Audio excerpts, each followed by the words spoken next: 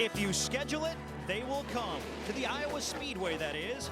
Amidst the picturesque landscape and wide open spaces of central Iowa, the NASCAR Nationwide Series arrives with its own field of dreams. Kyle Busch has won a series high 6 times, while Carl Edwards, fresh off his Indianapolis win, appears to be getting hot. Still, opportunity awaits in America's heartland for someone to play spoiler. Today, history will be made. Who will be the first Iowa Speedway winner? The U.S. Cellular 250 is next. T-minus 10, 9, 6, 5, 4, 3, 2, ignition.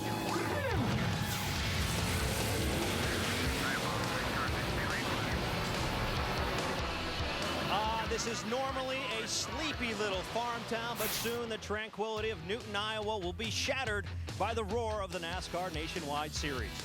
The Sprint Cup Series is in the mountains. We're here in the prairies. Hello, everybody, and welcome to NASCAR Countdown.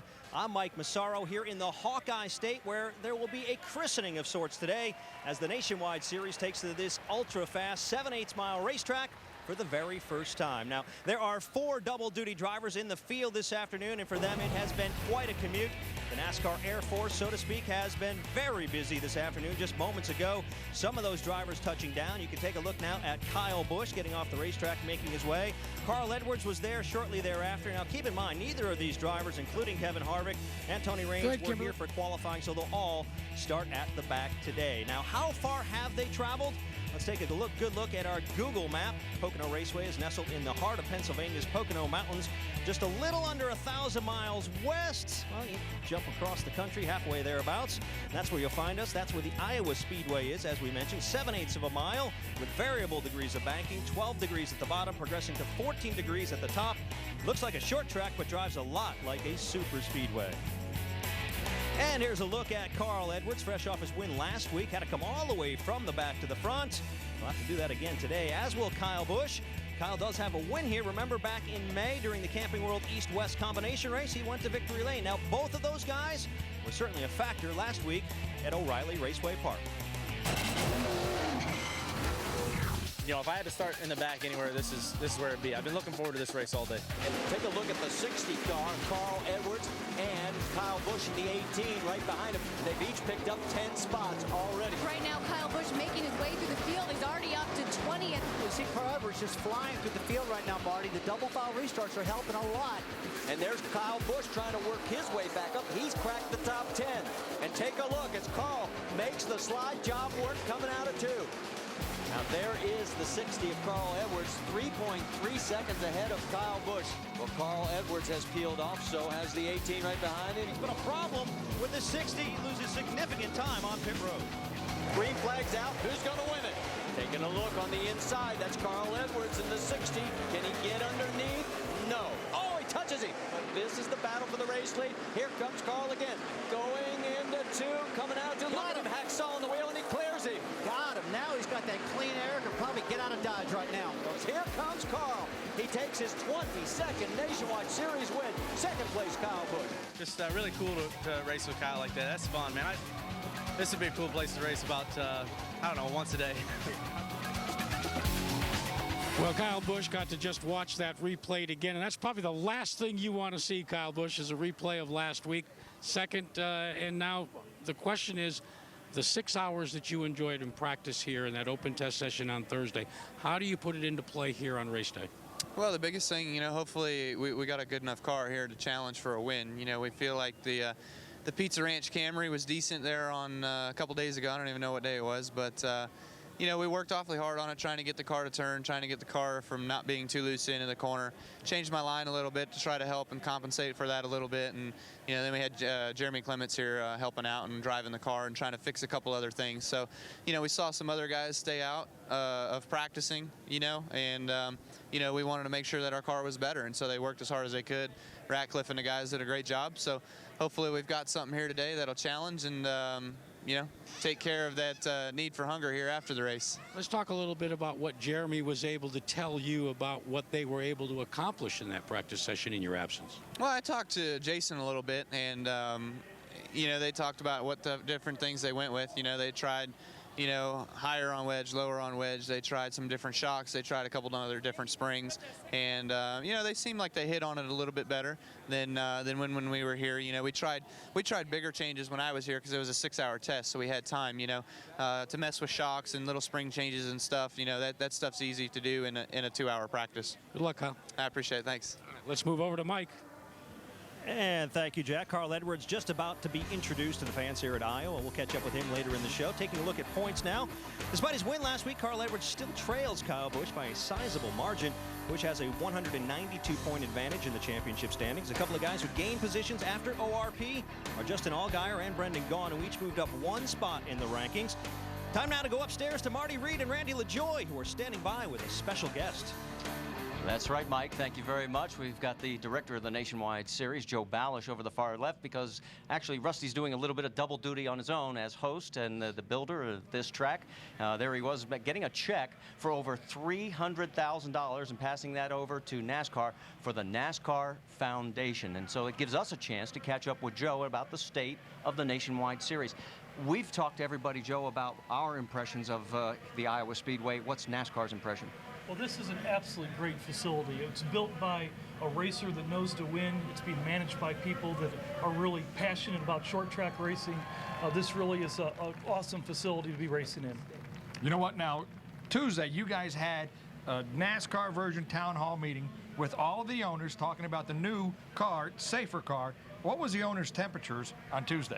Actually, it was a great meeting. We got a chance to talk to all the owners, get their input on the car, work on the schedule a little bit for what we're going to look at as a rollout. We'll probably introduce that in just a little bit as what the schedule is going to be for next year in 2010. I think they saw some models that were being introduced, and we're looking forward to having a great season with that new car. All right, I would be remiss because a lot of fans came to me this week about last week's deal involving the pace car, Trevor Bayne and Stephen Wallace. Here's what happened. We'll take you through it so in case you weren't with us last week. Right there, the yellow comes out, the pace car comes out, Trevor slows down, Stephen's not able, and the question I got most from race fans was, why weren't they given their positions back? Because they felt they didn't cause it. Well, and that's true, but what happens is the way the rule reads is you must maintain cautious pace speed after that yellow comes out. The cars blend back in once they get rolling again, and that's where we placed them on the racetrack. So there's no wiggle room? There's no wiggle room on it. Okay, well, let's get Trevor Bayne's side of it. Thank you, Joe, for taking the time. I know you got to get back to work. Great, thanks. And Mike, I think you've caught up with Trevor. Indeed I have, Marty, and a bittersweet weekend, no doubt. Last week started on the pole for the first time in your career, but got banged up a little bit. What'd you learn in Indianapolis that might help you here today? Well, I mean, I learned a lot. It was cool to be able to start up front and lead those laps early and just get some recognition. And learned to not slow down for the pace car so much, I guess, if it comes out so soon. But, there's only so much you can do. All three of us kind of at fault there. I slowed down a little bit too much, pace car a little bit too early, and Stephen didn't get checked up. So, you can't really point the finger at one person, but I'm glad to be here in Iowa today. We got beautiful weather, and these fans are, they look pumped up as I am. I think they said, 25,000 extra people or extra stands they brought in for this race. So it's great to have all these people out here to watch this Aaron's Toyota starting fourth today, hopefully work its way to the front. Speaking of learning, one guy who took everybody to school a week ago is standing by with Richter Brule. Well, that's right, Carl Edwards just introduced to the crowd just off the plane. Let's talk about, you had one day here Thursday. What did you learn about this track on Thursday? Well, I learned this track, it drives a lot like Richmond. So, it's going to be a pretty good race. I have a feeling that this City Financial Ford is going to be pretty good. Augie Vidovich did a really good job of just kind of running a lap and qualifying, leaving the stickers on the Goodyear tires, and just hope we can make it 2 in a row. This will be a great race for me personally to win. I live right down the road in Columbia, Missouri, south of here, so this is going to be a fun one. All right, hoping for that inaugural win at the track, Carl Edwards. Thank you, Rick. Still ahead, we've heard about horsepower. What about bull power? See how Ricky Stenhouse Jr. strapped himself into a very rough ride. And Scott Lagasse is just trying to keep his head above water. Hear why he says he's ready to retire right now. Still, all that and more coming up here on Countdown. And when you got race cars like this, who needs scarecrows? Countdown, still more coming up. NASCAR Countdown, brought to you by Nationwide Insurance. Play Driver Pick'em presented by Nationwide Insurance on ESPN.com for a shot at $25,000.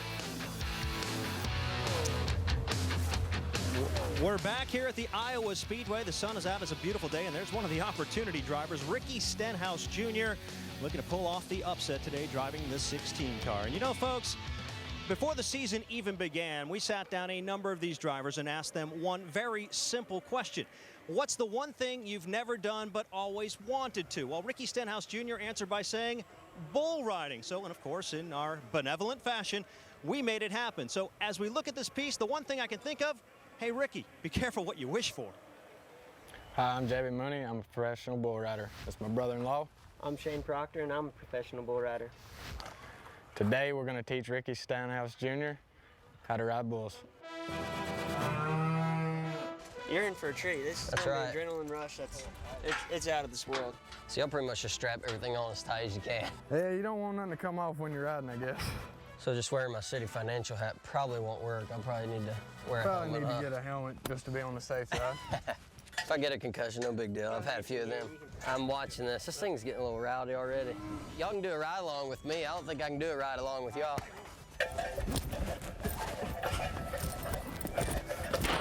You made that look pretty easy there.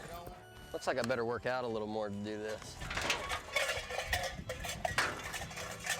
Not nervous yet. I would say about the time I sit on it, it's about the time I get nervous. Well, hopefully we won't get him hurt. We'll try not to anyways.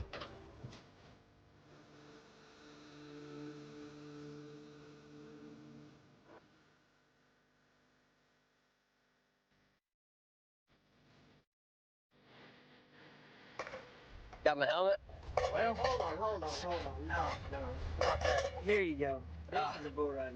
Now we're ready. So just climb up here? Hey, what y'all do? Y'all do something like stretch a little bit? It looks good. He's ready to go, just about. You ready? Ready.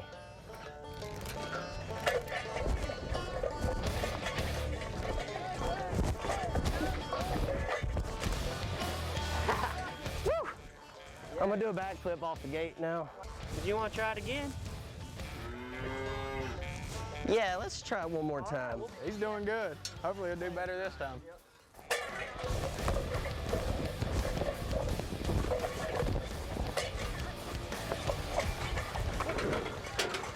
That probably better be enough for today. I get out of the race car, my back's hurting. I get off this, my groin's hurting. Jack won't like it if I do this every weekend. And Ricky Stenhouse Jr. was bullish in qualifying as well. Going out there, turning a lap of just over 135 miles per hour, of course, because this is the first event. It is a track record. It's also a record for him. His first career Nationwide Series pole. He's standing by with Rick DeBrule. Indeed, we just saw him on the bull. He did so well there that he thought he could get a pole here. A lot of excited people, but none more excited than you for that first pole. Oh, that's for sure. I think we have 253 employees here, so glad to get them a pole and glad to get Roush Fenway a pole here in the Nationwide Series. We struggled there a little bit in practice, but my 3M guys worked really hard on our Ford Fusion and got a good pole run here, so we're just going to try to maintain that and be patient and be there at the end to win this race. All right, Ricky Stenhouse Jr., very simple plan. Start up front, finish up front. And if he finishes up front, he could collect quite a paycheck. The Nationwide Dash for Cash bonus program is in effect this week. All Nationwide only drivers, plus Cup drivers who run every Nationwide race are eligible. Iowa is the third of 4 Nationwide Dash for Cash events where a $25,000 bonus is up for grabs if an eligible driver wins. Because no eligible driver won either of the first 2 events at Nashville or Kentucky, the money has rolled over and someone could take home an additional $75,000 today. That, in addition to the $60,000+ he'll take home for winning, will put the payday over $135,000. One of those guys hoping to cash in is with Jack Arute. Yeah, and we're making the mandatory tour around the racetrack, waving to this unbelievable sellout crowd. And Stephen, during practice, we were talking about that Nationwide $75,000 bonus, and you said you were going to keep it all if you're able to win here today. Okay, so how are you going to do that? I feel like our U.S. Fidelis Chevrolet was pretty good there in practice. You know, we qualified pretty good, but more importantly, it was a little bit better in race trim. So I feel like I got a good car. You know, Kyle's going to be tough, Carl, and I'm sure Kevin and all those guys. So it's a long race. We'll, make some good adjustments and hopefully win this thing. But for right now, I'm going to hold on to these and I'll fall in the back of this truck. Last thing I want to do, Marty, is fall out of this thing. Yeah, hold on there, Jack. One of our other colleagues was center of attention earlier this week. Rusty Wallace was the guest of honor, or should I say target, during a roast Thursday to raise some money for the NASCAR Foundation. I'm sure they brought up some stories he'd rather forget, including, well, what's this one about? A wig, bringing back some memories of the big hair days. Now, Rusty, let's be honest here. He's got plenty to be proud of, Marty. After all, he did design this place, didn't he? Yeah, did you see the one guy in the middle there with one of those wigs? Yeah, that was yours truly. We had a blast on Thursday night, and you got to be proud, not only because you got fried, but because you helped raise a lot of money. I'm really excited, and you did fry me. It was a fun night. We had a great time Thursday night, no doubt about that. But what was a better night time is that we raised over $300,000, $300,680 to be up front with you, and we just handed a check over to NASCAR President Mike Helton. And but one thing he's got to do is ride a motorcycle around the track, so we're going to watch that later on, but it was a great night. Let's talk about this racetrack because everybody's been trying to figure it out. We've now had 9 hours of practice and qualifying. You know what? These guys got here Thursday for an open practice. They got to use telemetry. They've never been here before. Some guys, probably a dozen guys in the field has been here. ARCA cars, Camping World cars, right here. Rusty Bump. Right? Every racetrack has their own personality. These guys are going to try to fit that personality to their race car. And whoever does it the best is going to win this thing. Now, Randy, I got to tell you, we did not put that bump there on purpose. That's not what Tony Kanaan said. No, the bump just came a little bit, you know, because of the way this track settled around that tunnel right there. But it's not bad. The guys are pretty excited about it. In fact, they told me it gives them a little character. Just in case you weren't with us, Tony Kanaan has raced here 3 times with the Indy cars. He's crashed 3 times in turn 2. He hates that corner. All right, we also talked to Tim Brewer because he was in the Craftsman Tech Garage giving us some pointers on what some of these guys would do coming into this race to get their cars set up right. Here in Iowa Speedway, we use a lot of different approaches to getting around the racetrack. Most importantly, tape. We use that to utilize the downforce on the front of the car. Another thing we're going to use is the air pressure in the tires. If we can adjust the air pressure in the tires, we can actually gain mechanical grip. But what we have to work with is the tape on the front, the air pressure, and most important of all, the grip for the car. So in this rear wing, we have it set at 71 degrees, making downforce as much as we possibly can to keep the balance of the car. The balance of the car meaning working the front and the rear to maintain maximum grip to run fast here in Iowa. Thank you, Tim. And the field of dreams is set. Plenty of dreamers dreaming of capturing the victory. There's rookie Justin Allgaier, Jason Leffler looking for his first victory of 2009. And then there's Brad Keselowski. He does have 1 win, but was thinking he'd have a lot more by now. The fans are getting revved up here at the Iowa Speedway. Green flag racing. Tomorrow, X Games races to the finish. Don't miss Travis Pastrana defending his gold in Raleigh. Also, skateboarders in the park. Coverage tomorrow on ABC at 3 Eastern. And, well, this guy is no Travis Pastrana, but extreme sports aren't completely out of his reach. You're looking at Scott Lagasse, who has been bit through a bit of a rocky ride lately. Recently, though, he found himself in some choppy waters of a different kind. Hi, I'm Scott Lagasse Jr., and we are here in Orlando to do a little wakeboarding today. Trying to get a few lessons here, but I got a lot of work to do. Yeah.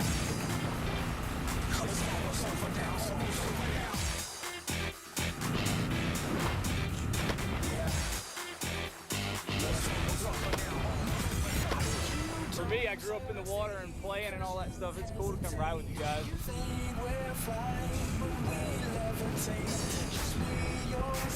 Tail fish action? Yeah.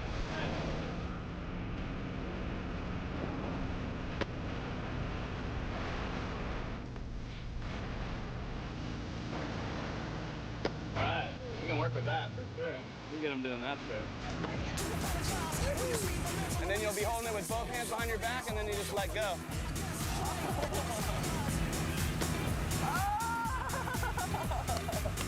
Real close. Take 495.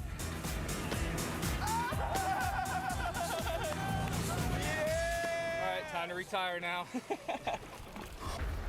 Retirement, though, is not a word Scott Lagasse wants associated with his racing career. Unfortunately, however, today is the last time he'll ride behind the wheel of this 11 car. What does your future hold? You know, I don't know that at this point. It's been an interesting couple weeks since it was announced, and I had a lot of neat phone calls. So, you know, some words from Truck Series I'm hearing, and then actually half dozen or so races here, I think. So we're excited about the future. Obviously, I hate to get out of the 11 car with these guys. They've worked really hard over the last few weeks, and we've made some huge gains. So for me, it's frustrating. The cars are really good right now, and to get out at that point is a bit frustrating. So we'll see. We will see. Good luck today. Thank you. And that's Scott Lagasse hoping to make a little bit of news today. And here's some J-Ski news and notes. While Roush Fenway will be shrinking from 5 teams to 4 on the Sprint Cup side of things, it will be expanding its nationwide entries and could run up to 4 full-time teams in 2010. Reigning Sprint Cup champion Jimmy Johnson and the rest of last year's Chase Field will be honored at the White House by President Obama on Monday. And Lowe's may drop its LMS naming rights that have been paired with the Charlotte track since 1999. And, well, for another guy trying to make some news, he's standing with Rick DeBrule. Michael Annette, the hometown boy, very excited. You've got more competitive laps here than anybody else. In fact, you ran a Silver Crown race last night, but you said the track has changed, and all those laps may not matter to you. Yeah, definitely. The hard winters up here in Iowa have definitely taken a toll on this track. 3 and 4 is still pretty similar to when I've ran some mark races here, but 1 and 2 is completely different, and just kind of seemed like, that's just where we struggle a little bit all weekend. But, the guys, these past couple weeks, each pit stop, they've made the car better and better, and we're proud to have Northland Oil, a local company, on the car this weekend, and hopefully we'll give them a good show. All right, let's head up to Jackaroo. Rick, Brad Coleman's got the BigSpot.com Toyota out of Joe Gibbs' stable ready to go. And, Brad, from your perspective, what do you think it's going to take to be out front and on your way to victory lane at the end of this thing? It's going to take a car that can cut through the center and really turn and allow you to get back to the throttle. What we fought in testing was getting a turn in the center and not be real tight coming off. So a couple grooves are going to come in during the race, so it'll be really exciting. Mike, I think this is a racetrack that's going to change an awful lot from start to finish. Yeah, no doubt, and the sun's ducking behind the clouds. May get a little cooler as the day goes on. One thing that's going to be different is the excitement level. It's starting to ratchet up right now as we move closer to race time. That's it for Countdown. When we return, we'll get you ready for Green Flag Racing here at the Iowa Speedway.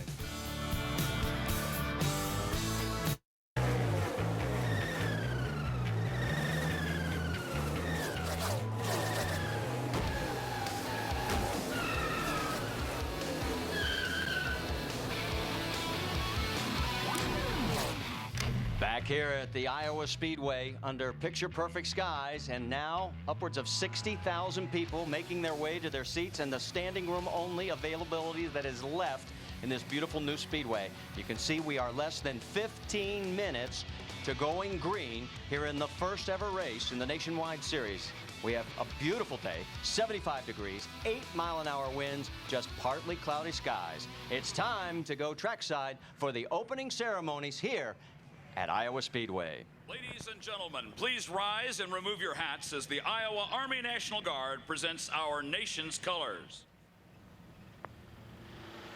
Please remain standing as Pastor Mark Young of the First Christian Church in Newton, Iowa offers today's invocation.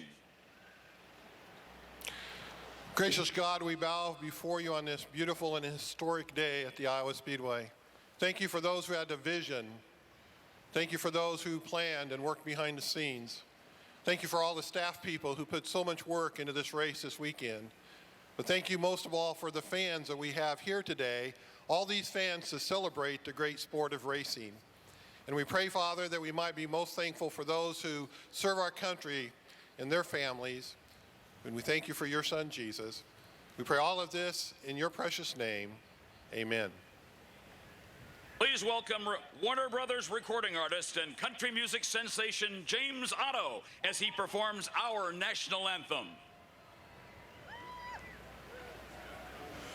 Oh, say, can you see by the dawn's early light what so proudly we hailed at the twilight's last gleaming, whose broad stripes and bright stars through the perilous fight o'er the ramparts we watched were so gallantly streaming, and the rocket's red glare, the bombs bursting in air, gave proof through the night that our flag was still there. Oh, say does that star-spangled banner yet wave? Oh, the land of the free and the home of the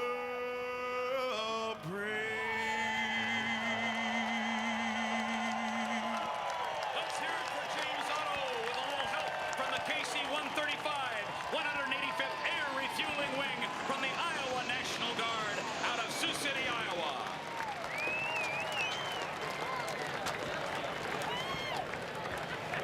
The opening ceremonies are over. It's now time to strap in, hold on, and go racing for 250 laps here at the Iowa Speedway as the Nationwide Series makes its debut.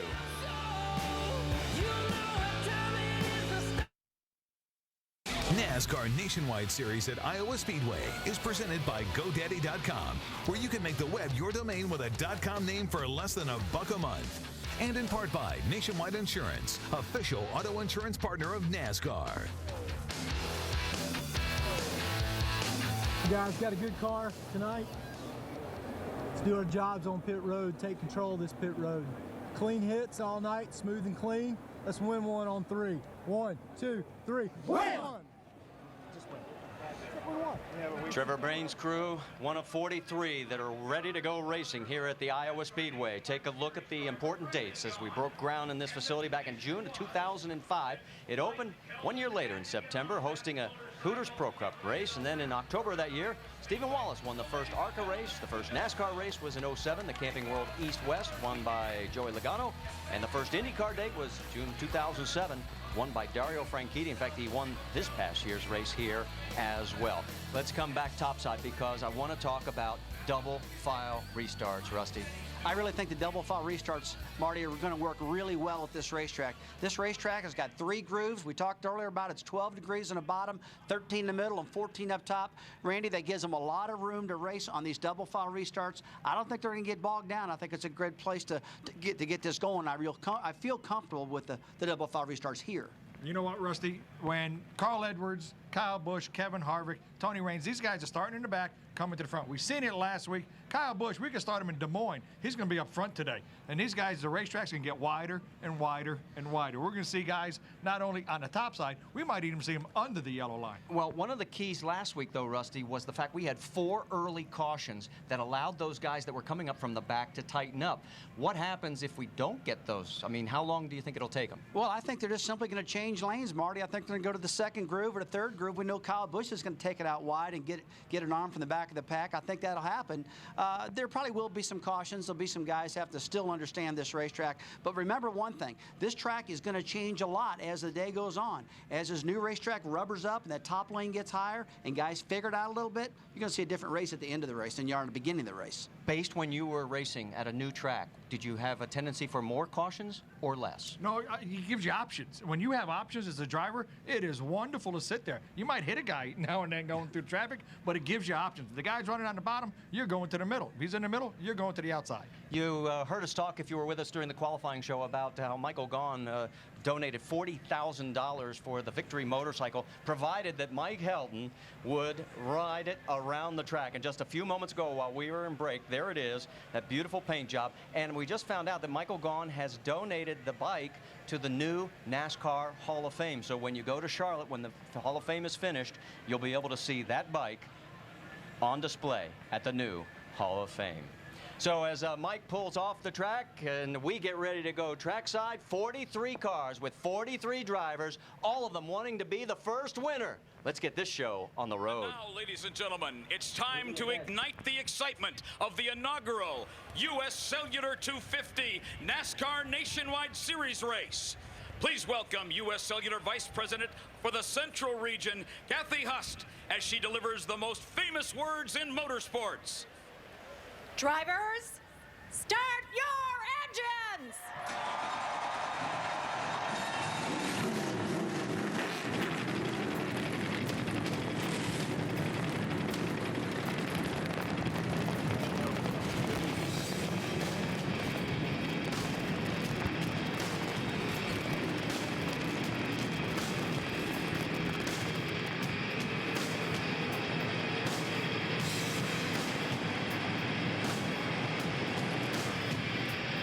Engines have fired. The crews are pulling away as they give their drivers the last-minute thumbs up. Brad Keselowski, you're on board with him. He's going to be our in-race reporter, and we'll talk to him when we come back. And you can always remember, ESPN.com, search Ask the Driver, and you may have your question asked to one of our drivers.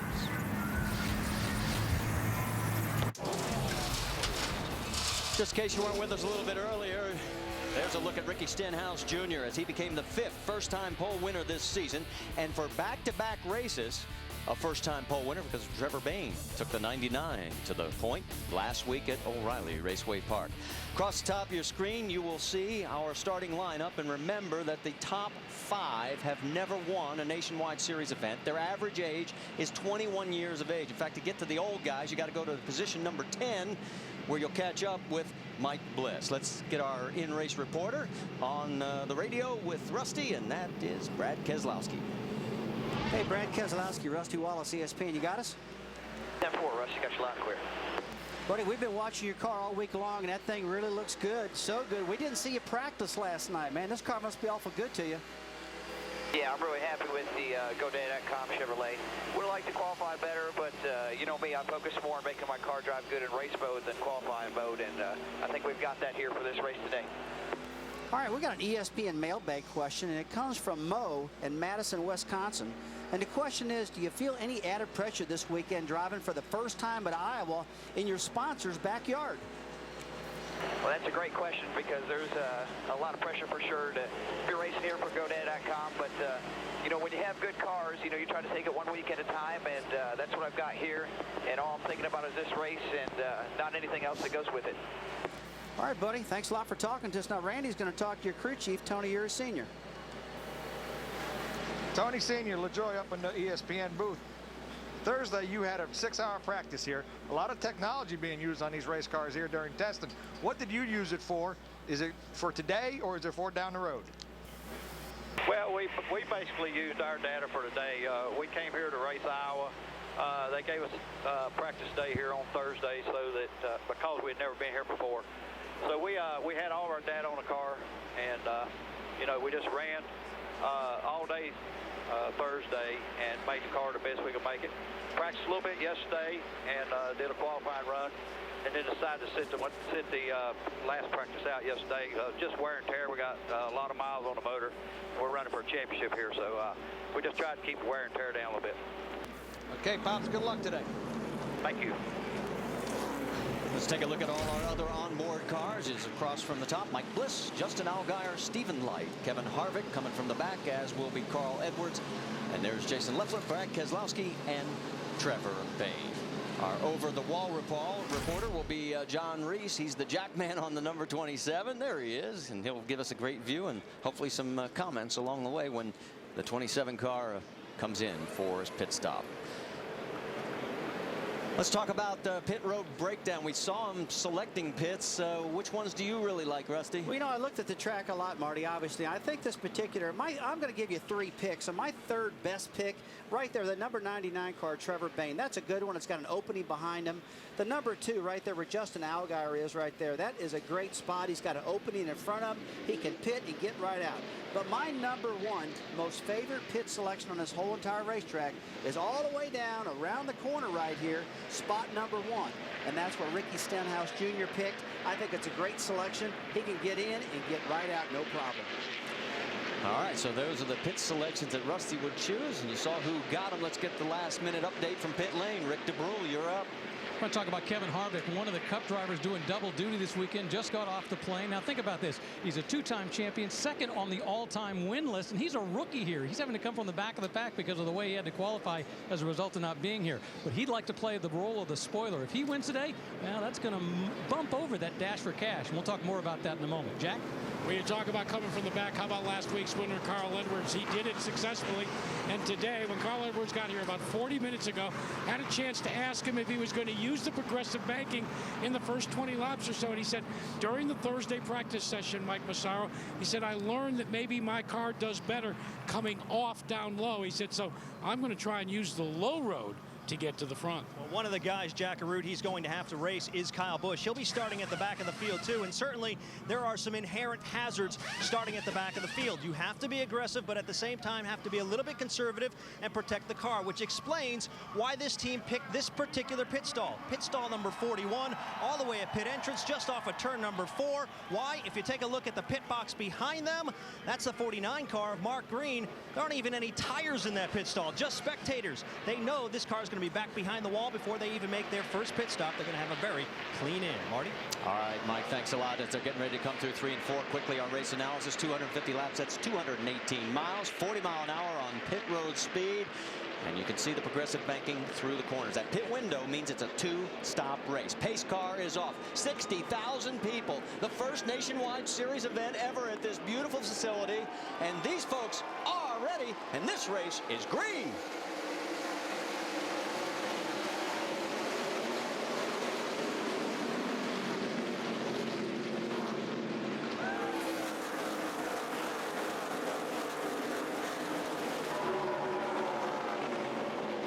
Everybody clean through turns 1 and 2, down into turns 3 and 4. Stenhouse Jr. out in front. He will lead lap number 1 from the pole. Justin Allgaier is second. Trevor Bayne is up to third. Eric Darnell fourth. Stephen Light fifth.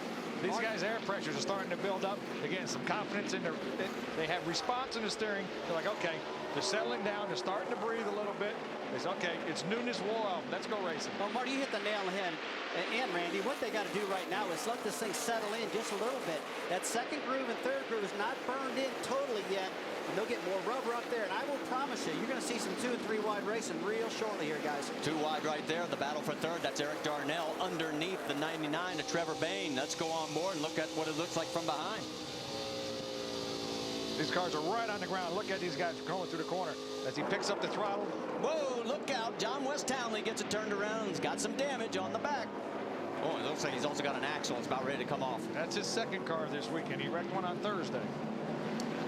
John West Townley, he's been having a tough time, guys. I mean, just like you said, Randy, he lost his car in practice. Now he's lost another one.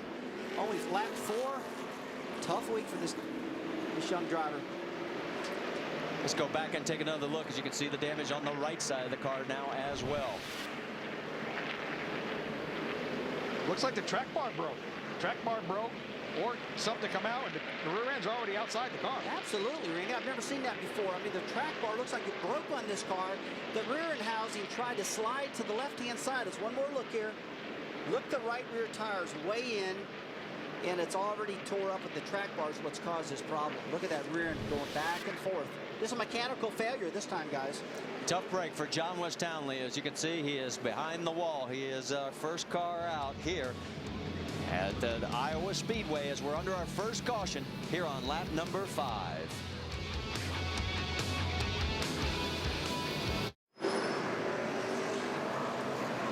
Back at the Iowa Speedway, a number of the double-duty drivers starting at the back of the field. Some early strategy. Kyle Busch already making a stop on pit road to top off with fuel. A lot of drivers feel like this race may come down to fuel mileage, and Kyle Busch may have just gained 4 laps. Well, and we can also tell you behind there's Mike Harmon, the 07, and he is going to pull it behind the wall. So that is our first start and park. Townley is already behind the wall after having the track bar apparently just snap on him and send him to the wall. Double file restart means it's going to look very familiar to what we started the race with, although it will be Stenhouse, Allgaier up front. Bayne and Darnell have sort of swapped positions as this huge crowd again coming to their feet as the pace car leads them down through turn number 4. We've seen the 16 car get a little bit of a jump. They say he got talked to and said, hey, easy on that. Waiting for the flag, and there we are. We're back to green flag racing here at Iowa. Well, at least last time they all got to go down in turn 1, double file, and know what their car feels like in that first corner. And right away, we see him trying to go 3 wide down the back straightaway. Well, and Allgaier makes it take advantage of the top side and takes over the race lead, and all of a sudden, here comes Trevor Bayne as well in the 99, and Eric Darnell's going to try and follow him. So we have our second leader. Here comes Bayne trying to get underneath Stenhouse Jr. Darnell's trying to pick his lane right behind the 2 of them. Boy, Allgaier got a great restart. I mean, he just came off of turn 2 and his throttle down. and just took that lead a lot better than I thought he would. I thought he'd have to struggle with Eric Darnell and Ricky Stenhouse, and he just cleared him and checked out. Stephen Light, who was the fastest car last night in practice. Well, we can tell you Johnny Chapman has pulled behind the wall. So is Coleman Presley in the 47. So a total of 4 cars now out. Let's get more on the 16 car. Rick DeBreau, what's going on? Well, yeah, don't know exactly what caused the problem at the start, though. Once again, it's a question as to whether he was ready for it. Although he's been in the pole position, he's led more than a share of races. He knows how to do restarts. He did tell the team the car felt pretty good, maybe a little bit tight, but he said it was really too soon to tell. Hadn't had enough laps to really know whether it was right or wrong. You saw it 3 wide, and Brad Coleman taking advantage as he gets underneath Eric Darnell. He picks up to the number 4 position. Stenhouse Jr., and we've got caution and another car into the wall. It is the 81 of Sean Murphy making his first nationwide start, and he makes it all through lap 11. That's too bad. That's Randy McDonald's car. These guys, they called him on Tuesday night. He's a volunteer helper for these guys. They called him Tuesday night and said, hey, you want to drive this car? Yeah. He's like, well, we got to get you to Iowa. So it was a great weekend for him, but he kind of messed it up. Guys, right before this caution happened, Eric Darnell in the 6th car, I was watching him. He really fell backwards right about the start finish line. And when that car came past me, it looks like he's got some damage on the right side of it. Not much. Got some donut marks down the right side of that car, right rear tire. I think he's okay, but he had a moment out there on the racetrack. It must have got him out of shape. Well, one good thing, Rusty, this is not a aero-sensitive racetrack, so the side of these race cars get tore up. It's not that bad. Let's go back, take a look. There's the 81 going around. Early into the, you looked at skid marks, and it was before the Rusty bump, so we didn't have nothing to do with that one. I appreciate that. Looks like he just got loose on entry. Got up top, hit the safe barrier. Hate that it happened to him. Well, we're under our brand new everything, and he's out of the race. We're under our 2nd caution here, and we're working lap 13 of the Nationwide Series event at Iowa, presented by GoDaddy.com. Your race leader is that man right there, Justin Allgaier, with Trevor Bayne in 2nd place. We're coming back. Yeah, get momentum. Welcome back to the U.S. Cellular 250. And currently our leader is Justin Allgaier, and it looks like he's going to take the outside on this restart.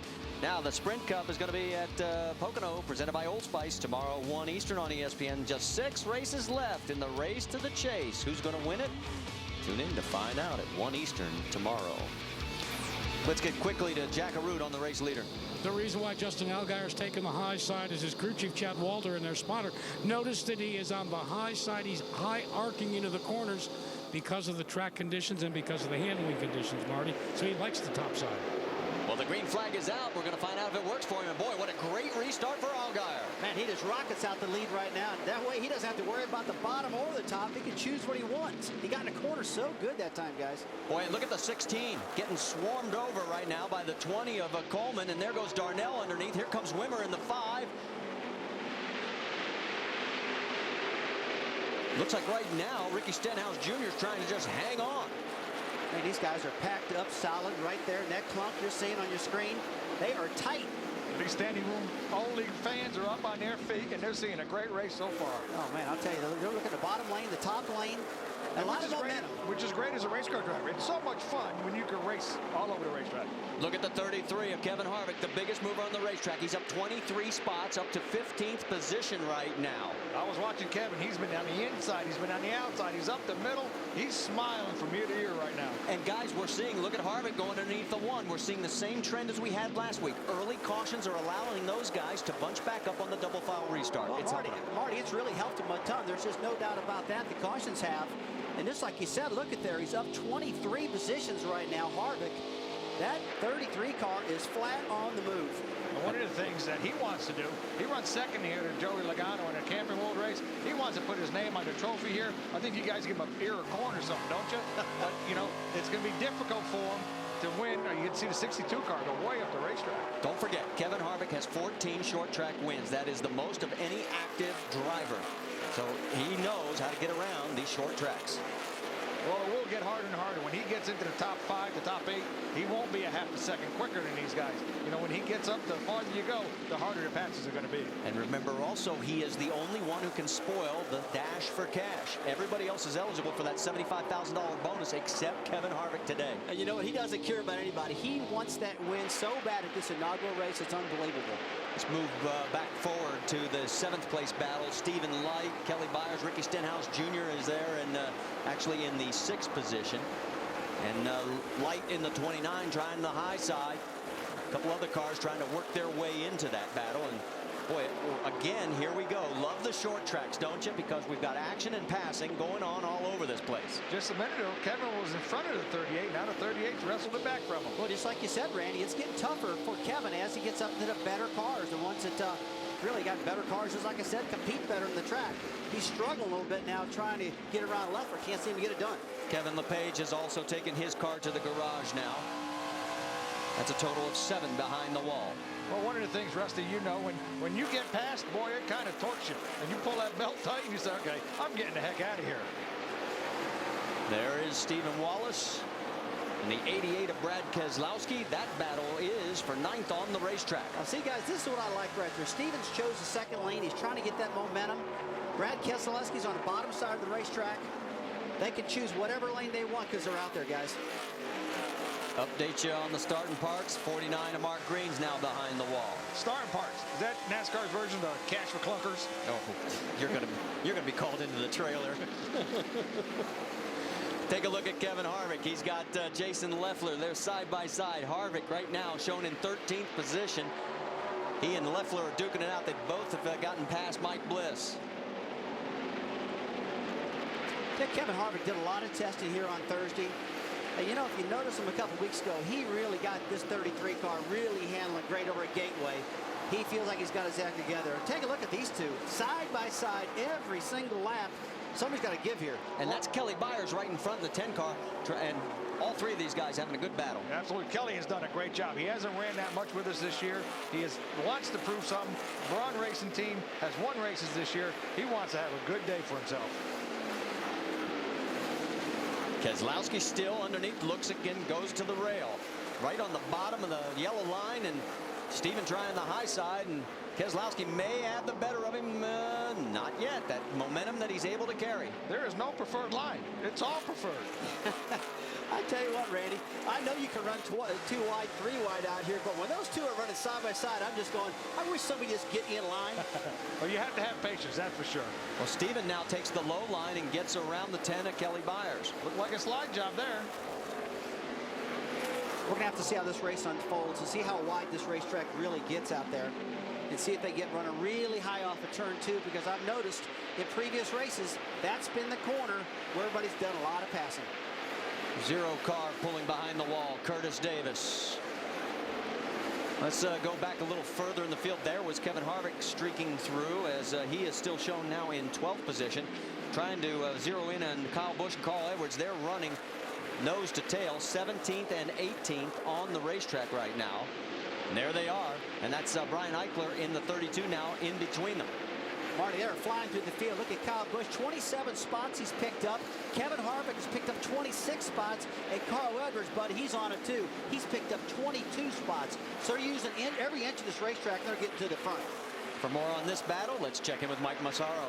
And no surprise, guys, to note that the 18 and 60 have been the show so far here in 2009, and their rivalry took it to another level last week at ORP. You remember how that thing finished? Well, obviously, 2 completely different perspectives on the finish. I spoke with the crew chief of the 60 car, Dan Stillman. He said it gave them a huge emotional boost knowing they could beat the 18. Meanwhile, well, a little bitterness in the 18 camp. Jason Ratcliffe said he did not approve of the way Carl raced them, said there was no need for him to rough them up. So, well, could be adding to the drama here this afternoon as they both race nose to tail, making their way from the back to the front here today. Boys will be boys, won't they? Take a look at you get the battle going on there. That's Bliss trying to hold off the 18. Meanwhile, up front, Justin Allgaier has a 2.1 second lead over Trevor Bayne here at the Nationwide Series Race at Iowa, presented by GoDaddy.com. Stay with us.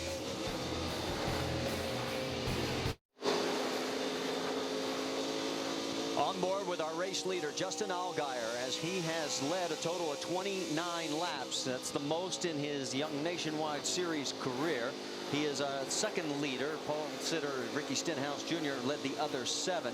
He's got a 3.9-second lead over Trevor Bayne.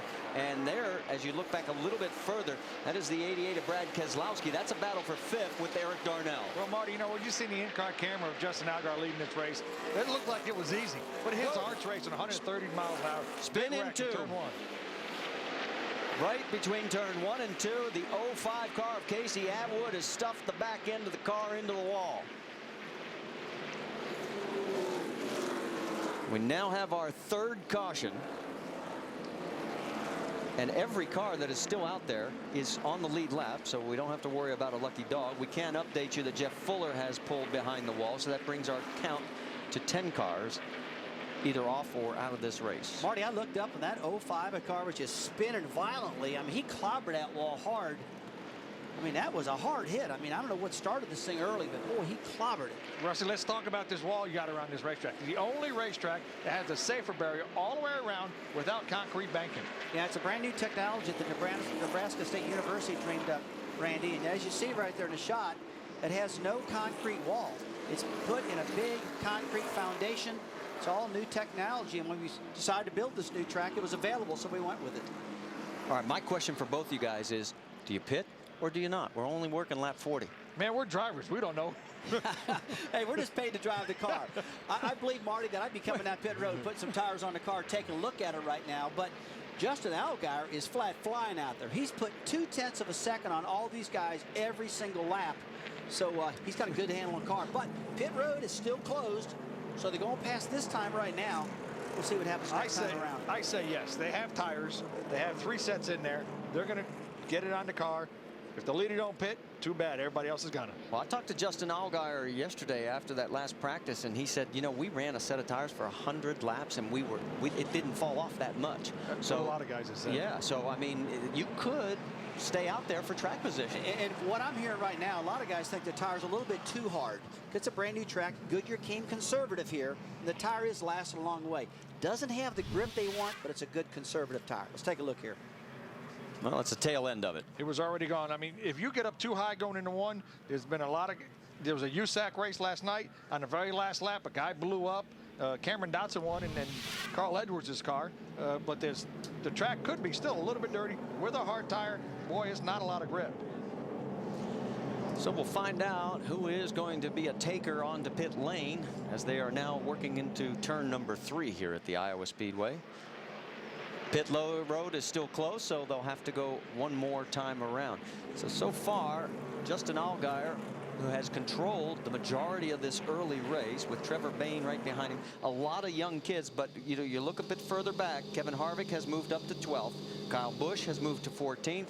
Carl Edwards to 16th. I think we're going to see some pit strategy. I think we're going to see guys do some 2 tires on this gig, you know, to change the characteristics of the handling of the race car. Well, Randy, that's a good point. And one thing this extended caution period's done right here. Now, we've passed this entry, this pit road 3 times now. It's to let all these crew guys think a little bit about what they want to do. Is it the right choice to shoot down right now? Or maybe we should do 2 tires like you just said. Stay out for a while. Whenever you pressure somebody into something, make a decision quick. Sometimes it's a wrong decision. They've had time now. Let's get an update on the 12 car of Justin Allgaier. Jack? Well, Marty, if you go inside Justin Allgaier's car, you see a sign over there on the side of the seat. It's a tribute to Chad Walter's godfather, who passed away last night. They quickly did that in loving memory of Joe Zumo, who passed away unexpectedly. They're getting ready to pit. Car's been a little bit loose. They're going to change the air pressure just a bit. Believe it or not, just before the caution, they told Justin, slow down a little bit. All right, it looks like everybody is going to come down pit lane. So heading towards you, Mike Massaro, as we'll go triple pits. And Carl Edwards has been complaining the car is a little bit tight in the center and off, but very concerned about the adjustments. Does not want to be loose in. So what they're going to do is raise the track bar and also make an air pressure adjustment to the left rear, a 4-tire change on the 60, Jack. Sunoco fuel going in on your leader, the 12 of Justin Allgaier. They're going to try and cure that loose condition with just a little bit of an air pressure adjustment. Rick. And Trevor Brain brought his car in, 2 tires, track bar adjustment. They had a problem with the fuel, however, and the fuel was leaking out onto the track. I'm not sure how much they actually got into the car. Yeah, we can see it down from our position. And Brad Keselowski, the big winner in the race off pit road. And you can see that, boy, Stenhouse drops because he took 4 tires. So did Kyle Busch. But interesting strategy here in the early going at Iowa. Well, Randy, you called it. I mean, this tire's a little bit hard. It's running good. It's holding up good. Guys say, why do I need 4 right now? Let's get 2. Let's get to track position. And that's what you see now, a ton of these guys. Let's go back because Justin Allgaier had some contact. Watch the right front. Rusty, that was one of your pits. You say, okay, that's a great pit, but the problem is when the guys behind you come in, you shoot out and that guy's coming in. Chase that tire so I can get that tire back. There's the fuel, and you can see he had trouble, and just what Rick was talking about, how much of that can actually got in. Well, you don't need a lot of fuel because we only run 40 laps. That's true, but you know, only half that can. It looked like the neck on the can stayed open, which just dumped all the fuel out. Guys, I don't think the damage on the right front of Justin Allgaier's fender is too bad at all. It looks good. It looks like it's pretty well out. It might hurt the performance a tad bit, but I tell you what, I've seen him a lot worse. He got lucky right there. And he also said he was loose. So, you know, that's going to tighten him up a little bit. That will. That will tighten him up a little bit. Let's get an update on the 12, Jack. Guys, exactly what you're talking about is what Chad Walters just told Justin Allgaier. Said he called it a wrinkle. He said might actually help the car. Well, Brad Keselowski is our race leader now, so as our 3rd different leader, and he has decided to take the inside for this restart. He can do whatever he wants. That's right. He's a leader. Yeah, but Justin Allgaier likes the outside. So I'm thinking he's happy with the decision as well. We're back to green flag racing here at Iowa. Good start for Keselowski. And that does work on you. When you're a driver, you know you got a little damage, Rusty. You're just a little bit lenient going in that first corner. Now, after this next round of pit stops, I'll guarantee his crew chief will be talking to him, saying, be careful exiting. He'll be watching real hard because, again, this is the first time these cats have run here. They got to be a little careful, and they got to get some knowledge. Well, they're also going to watch who's coming into the pits. That was a 62 car, so they're going to watch and maybe talk to the 62 about staying out a little bit. Kevin Harvick's up to 10th position, guys. These bunched cautions have done exactly what they did last week. It's allowed these guys to tighten up every time. And here he is working his way with Kyle Busch on the outside in the 18. Ricky Stenhouse right in front of him. I told you could have started that sucker in Des Moines. Now he's going underneath. That's the fastest pizza guy in Iowa right now, isn't it? He is running that top lane. Look at him. We know Kyle Busch loves the top of the racetrack. Now he's clear. Let's see what he does when he gets on the back straightaway. Top or bottom? Oh, he chose bottom of the racetrack. Of all our double-duty drivers, Kyle Busch has made the most of the opportunity right now. He's up to 9th. Harvick is in 11th. I just love watching these double file restarts. These guys just hammer down on these restarts. They get a lot of positions picked up. And we saw this last week at ORP. Real exciting there. Kyle's going underneath Trevor Bayne. Bayne, our pole sitter last week, had a good qualifying effort earlier today, and he holds him off for that lap. On Thursday and Friday, we talked to a lot of these guys that the tires weren't making a big difference. You cool them off and went back out, they run just as well. Put stickers on it, they're only about 2/10 quicker. 2 tires are a great call. Let's get more on the 99 from Rick DeBrule. Yeah, I just want to update what happened during his pit stop. They made a couple of adjustments, one at the track bar. They also changed the air pressures on that car. He said he thought the car was running fairly well. He said it really is more of a driver issue. He needed to adjust. Mike? And Rick, just want to remind everybody out there, this is not Kyle's first race here in Iowa. He was back here in May and went to Victory Lane in the Camping World East-West combination race. At that particular event, his crew chief, Jason Ratcliffe, brought a couple of engineers. They scouted this racetrack out, so they had an idea how to set this car up when they got here. It has worked out pretty well. The car is very good. Just a little bit tight center before that last pit stop. They took a round of wedge out of the right rear, made an air pressure adjustment, and 4 tires, but the 18 car is flying. And he is well ahead of Ricky Stenhouse Jr. and Kevin Harvick right now. Harvick's got his hands full with Stenhouse, trying to get around him. Behind him is the 38 of Jason Leffler and also the 10 of Kelly Byers.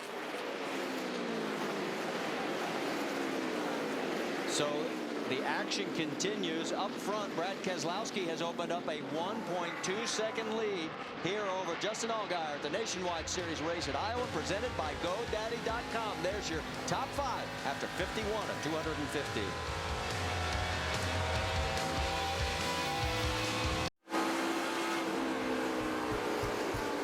Tomorrow, X Games races to the finish. Cars will be drifting, flying, but the winner may be the car that can finish with the least amount of damage. And also the skateboarders in the park. It's no stroll or a walk. Surviving this concrete jungle will not be easy. Coverage tomorrow on ABC at 3 Eastern. Back here, there is Kevin Harvick. He is duking it out with Jason Leffler right now, and that is a battle for the 11th position on the racetrack. Those guys have been magneted together. Those guys have been running all day long, front, back, forward, behind. Well, Randy, you talked earlier about how Harvick made it through the field so good and so fast. And the farther he gets up there, the tougher it's going to get. Well, he found his partner to stall out with right now. That's Jason Leffler. Because it's just like you said, they've been going back and forth. A guy in the move, though, has definitely been Kyle Busch. Kyle Busch has been making his way through the field, though. But he's starting to stall out a little bit also. While you're watching Kevin Harvick, and Harvick has had some great success in inaugural events. He won at Montreal and also won the first nationwide race at Kentucky back in 2001. He could become the first ever to win 3. And that's what he has been working so hard himself, looking at the Joe Gibbs cars during tech, saying, why are these cars beating my team? And he's getting closer and closer and closer. Marty, you know, Kevin Harvick made it here back in 2007, I believe it was. And he finished second to Joey Logano. Harvick was on the pole in a Campbell World East-West race and led all day long. And young Joey Logano got him at the very end, and Kevin finished second. So he's got some experience here, just like Kyle Busch does. I think Kevin will tell you he had a cylinder that wasn't working as good as all of 8 of Joey's. He only had 7.5. I remember he was talking about, my motor laid down on me. I don't know how that kid beat me. That's what drivers always say. Well, we've talked about the inaugural races. Let's show you some of the data that we have compiled. And you can see there's Kevin Harvick's 2 wins at Kentucky and Montreal. We also should give a tip of the hat to our own Dale Jarrett. He won the first race ever at Homestead, Miami, way back in 1995. You know, every time we went to a new racetrack, I had to bring a backup because I crashed. I don't know why. It was a new racetrack. I'll crash. I tell you, I remember back then when Dale won that race in Florida. He spanked him that day. Dale Jarrett flat put it on him that day. And then, you know, that had to be a good feeling to win a race with that much prestige. First time we went to Miami, Dale got it. Take a look right now. There you see Harvick. He is all over Ricky Stenhouse on his back bumper. Now looking underneath as they go down into turn number 1 and 2. Over the bump of the tunnel. Down the backstretch. One of the things I've been noticing with Kevin, his car's not dropping off as much as everybody else's car. You know, the other guys are dropping off a half a tenth more than his is, and you can see him start working his way up to the front. You know, I'm watching the times right now. Brad Keselowski, Justin Allgaier, and Steve Wallace are pretty well settled in the top 3 positions. But Kyle Busch is catching them just a little bit at a time every single lap, guys. There's our race leader, Brad Keselowski. 2.1 seconds right now, his lead over Justin Allgaier. He has led 23 laps. Allgaier has led 35. Well, now, Rusty, he didn't practice yesterday in happy hour. And I heard those guys say, practice? Who needs practice? Well, he told us he wanted to save the motor. He wanted to save some tires. He just felt that good about his car. And I'll tell you, every time I quit early, it never works for me. It's worked for him, though. Well, here's a guy that's not quitting right now. Kyle Busch has moved his way up to 4th. He got around Scott Wimmer. His next target is Stephen Wallace. But as you notice, there's a bit of a gap now between the top 5 as this run has gotten a little bit longer. As Kyle Busch is 4th, about a second behind Stephen Wallace in 3rd. So as the action continues here at Iowa, we've run 67 of 250 laps. Brad Keselowski is our race leader. Stay with us. We've had 3 cautions, but we've been lean, mean, and green for quite a few laps.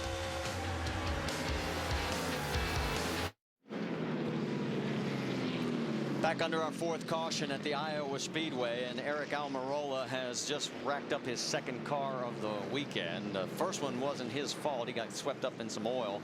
And this one, we haven't seen the replay yet, but it happened up between turns 3 and 4, and there's a lot of damage in the front. Well, one of the things, when you see that right front all caved in like that, Rusty, this safer barrier has made that hit for a driver not that bad.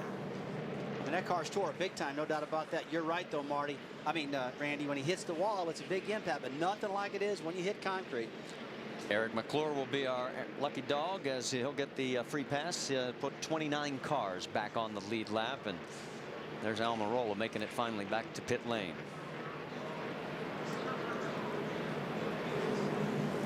Car's got a classic look like it blew a right front tire getting down into turn 3. Right front's off it. It was tore up pretty bad, that's for sure. I mean, every time I see him wadded up like that, I mean, generally a driver doesn't get loose going at the corner. He doesn't push the front end from the bottom clear up the top. That tire blows and you clobber it, you can't do nothing about it.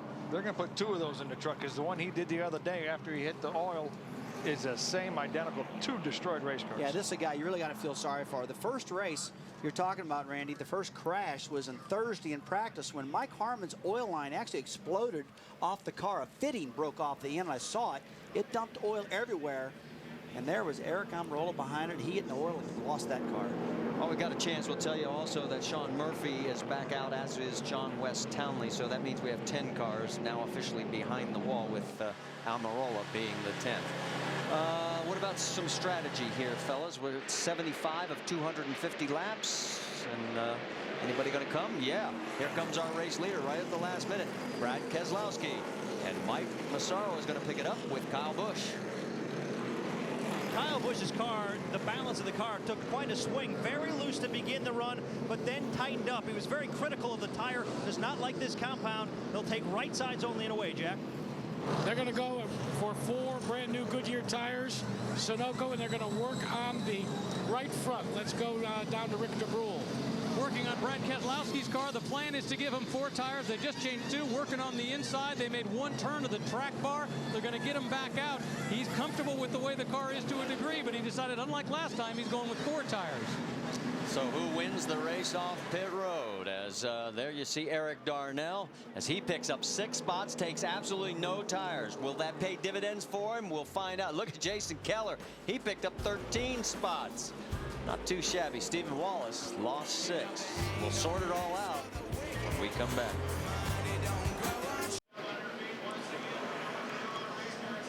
Back here at the Iowa Speedway, we are getting ready for the restart. Now, a couple of cars stayed out. Mike Bliss and Austin Dillon. Bliss has chosen the outside line. Now, the last time they pitted was on lap 42. We're getting ready to work lap number 79. So we'll find out just how good old tires really are, because right behind him will be Eric Darnell and Kyle Busch on this restart.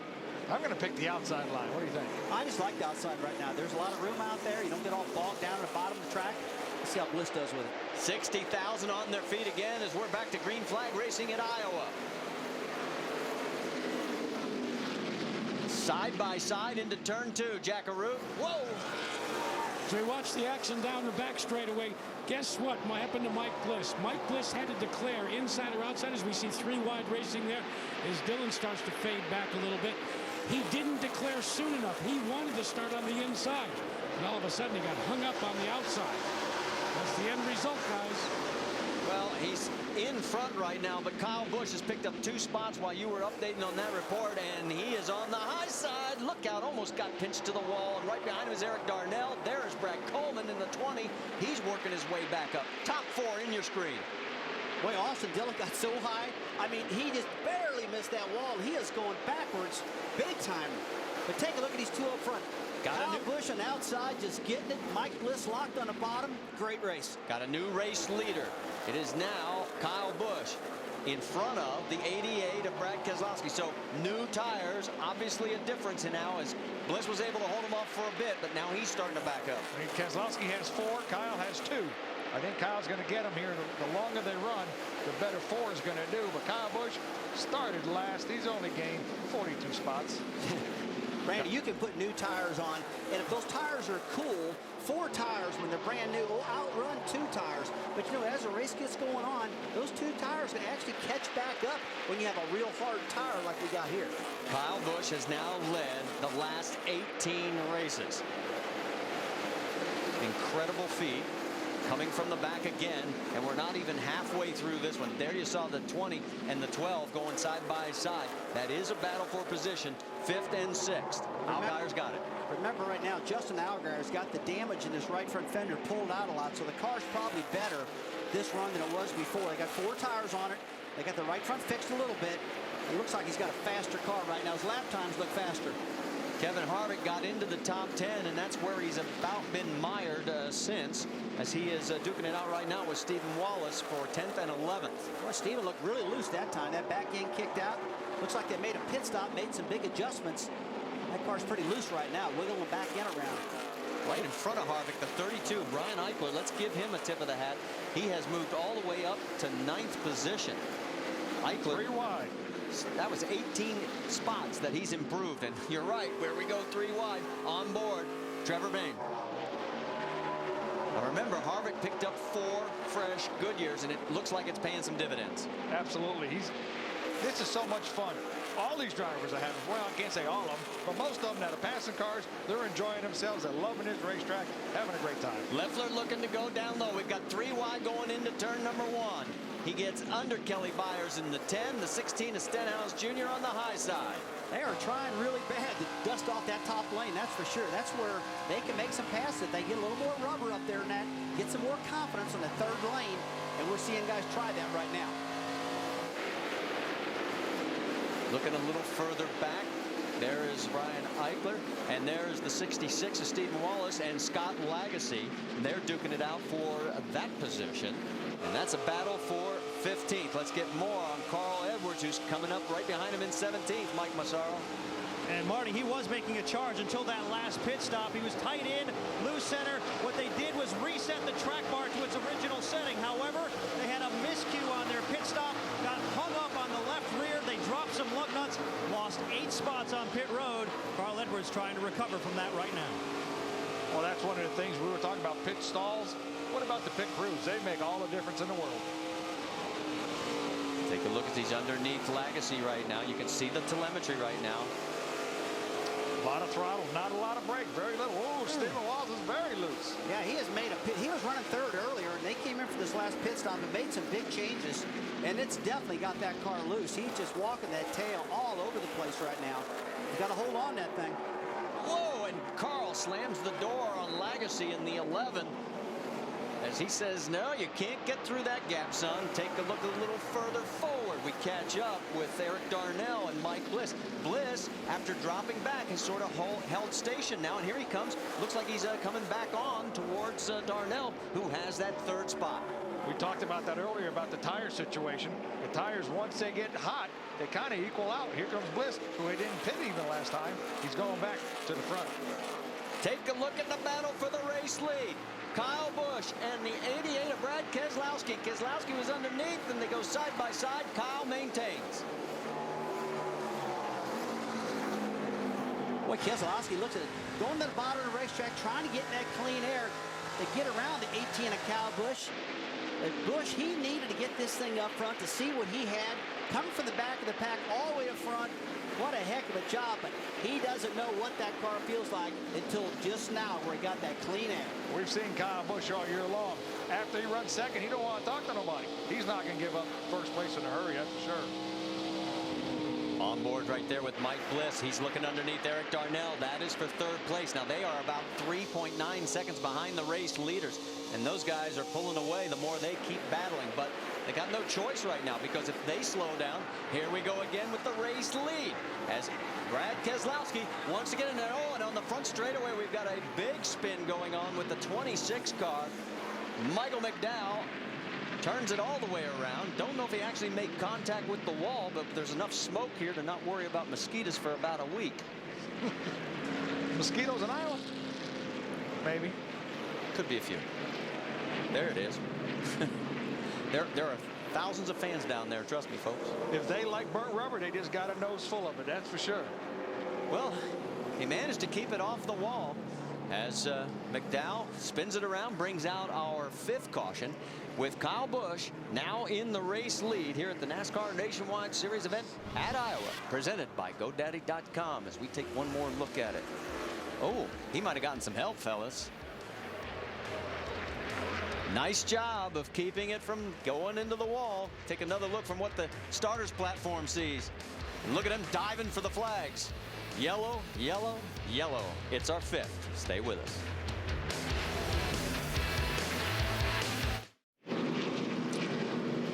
Back here at Iowa Speedway, that is the 01 of Danny O'Quinn. The reason we're looking at him, he got the lucky dog, so he'll be back on the lead lap when we go back out to green flag racing.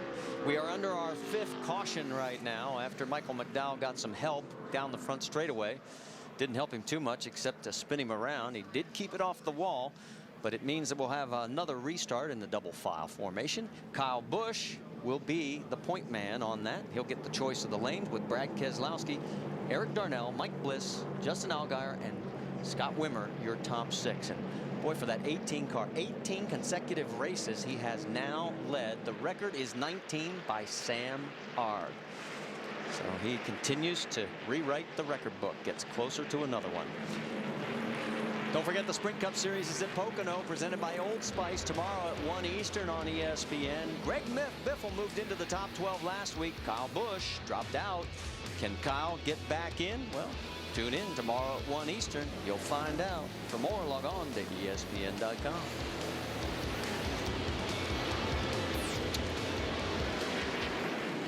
While we were in commercial break, the 66 of Stephen Wallace did pit, and Randy, they made some major changes. Well, I think what they did was they went back to where they were at. It looked like the first pit stop they did, they made a huge change, and the car got very loose. They come back, they dropped the track bar, put some grip back in that left rear spring, and let it eat. Let's get an update on the 66 from Rick DeBrule.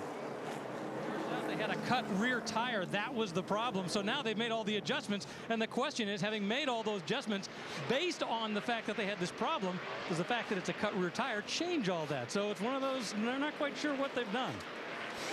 Well, we're about to find out. As you can see them looking at the tire. He's back in 24th position right now. Pace car is getting ready to pull off. Kyle Busch is taking the outside. We're back to green flag racing here at Iowa Speedway.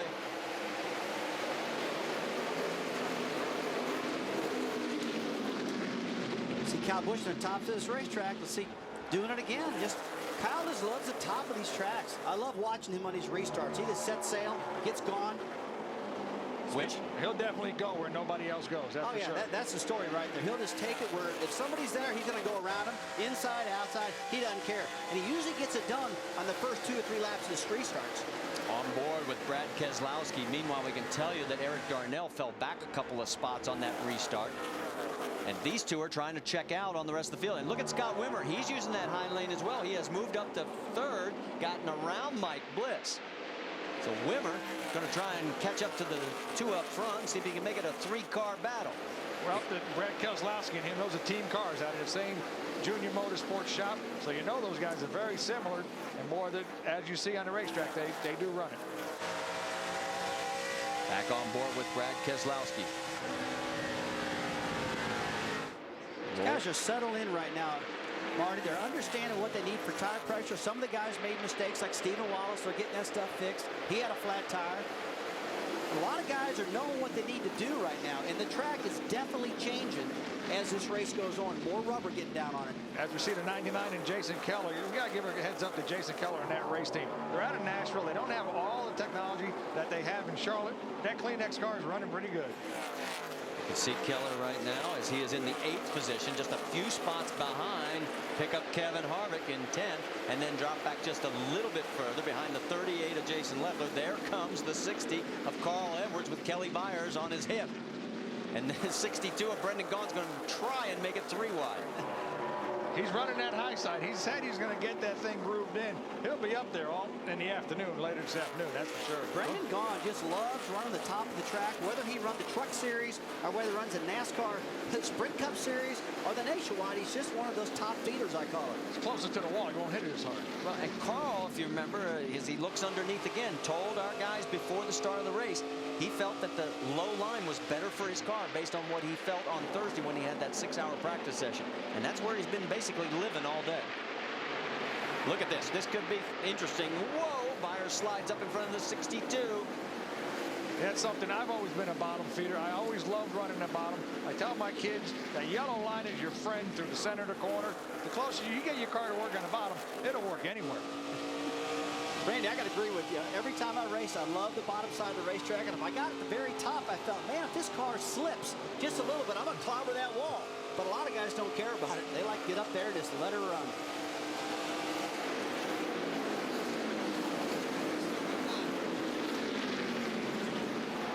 Take a look as we got a battle for the race lead. The 88 of Keselowski shoots into the corner and passes the 18 of Kyle Busch. Boy, that was I would have never thought Kyle was, he has patience. He's learned a lot. He's okay. He's a little better than me. Let me just settle in, see what I have behind this car. You know, the 88 car didn't run that last practice session. We might have talked about that earlier in the broadcast. The very last one last night, from 5 to 6 o'clock, he didn't even go out there. I really thought that was a wrong move, but it looks like it's working for him. You think Kyle Busch is just saying, I want to see what my car does behind him? No, I don't think so. I think Kyle Busch wants to lead every single lap he can. I think the 88's just faster right now, Randy. Well, remember also the Dash for Cash. There's another $50,000 bonus for the guy who scores the most points in these 4 races. Guess who's first and second in this deal? It's Kyle Busch leading by about 25 points over Brad Keselowski. That's one thing. If Kevin Harvick does not win this race, somebody's going to come out of here with a record purse. Take a look at 3 wide. Kelly Byers has got the low line. Oh, the 32 of Eichler slides up into the 62 of Gahn, and he's hanging on for dear life. Yeah, I think Gahn's got a flat left rear tire out of that deal, I think. I believe I saw the fender get it. There it is. Yeah, you're right, Rusty. He's got a problem. The 32 got in his left rear. Oh! And now he gets spun around. And we've got 3 different cars. That's Austin Dillon in the 2. And almost had it cleared. And that's Stephen Light in the 29. How did he get mixed up in this? And believe it or not, the 62 is not really tore up too bad out all that spinning around. If they can get back to pit road, the 29 and Brendan Gaughan, they're going to be okay. That's one of the hardest things. When you're coming down and when you cut a tire, exiting a corner, you really don't feel anything until you get to the next corner. Flat left rear tire, boys, hang on. Well, just about the time I thought we're going to see some really cool 3-wide racing. I saw the 32 car of Brian Eichler just barely touched that left rear tire and it blew it out. Look at the damage on the left rear quarter panel on the 29 of Stephen Light. Take another look. Here's what's happened. See, the left rear tire's gone on Gahn's car. It's out of there. He's holding on for dear life at this point. A couple guys get around, and there is, the 2 Childress cars crash into each other. Austin Dillon, Stephen Light. And it was Ken Butler in the 23 that sort of triggered all this. As watch the 23 come in and just clip the end. As there it is. The 23 goes up, and then the 2 car, the 29 car, the 2 car was almost in the driver's net of the 29 car. And this is how it all started. Take a look. They get down into the 32 car. Brian Eichler gets a little bit loose, chases up the racetrack, and it just probably knocked the valve out of the left rear wheel. Now, the tailpipes in these cars, guys, stick out about 1 inch past the outside of the body, and it looks like that got into the left rear tire of Brendan, but I could not believe the spin that Brendan had and didn't hit the wall on the outside. Rick, what's going on? Well, just down here in the Brendan Gaughan pit, once again, they're working on the left rear, trying to pull the bodywork back. The tire was shredded. They've already tossed it over the wall. They're trying to put some paper on the back of the car, trying to get some structure to the bodywork, but at this point, it's just patching things together so they can get back out. Well, we can tell you the 23 of Butler has gone to the garage area. We can also tell you the 89 of Morgan Shepherd will get the lucky dog, and that means we will have 31 cars on the lead lap. And we do have some takers on the pit lane, including Mike Bliss and Eric Darnell, who has a nice big donut on the right side of his number 6. Also, Michael Annette's coming in, as is McDowell and a few others. One of the things I seen when the 2 and the 29 got tangled up, the back end of the 2 car went into the side of the 29 car. Here's the action on the pit stop for the number 1 of Mike Bliss. You know, he's hoping for a long green flag run, because his last pit stop was lap 42. Jack, give us an update on the 1. Well, the biggest problem they had and why they wanted to come on the pit road, you saw a crew member go to the front of the grill.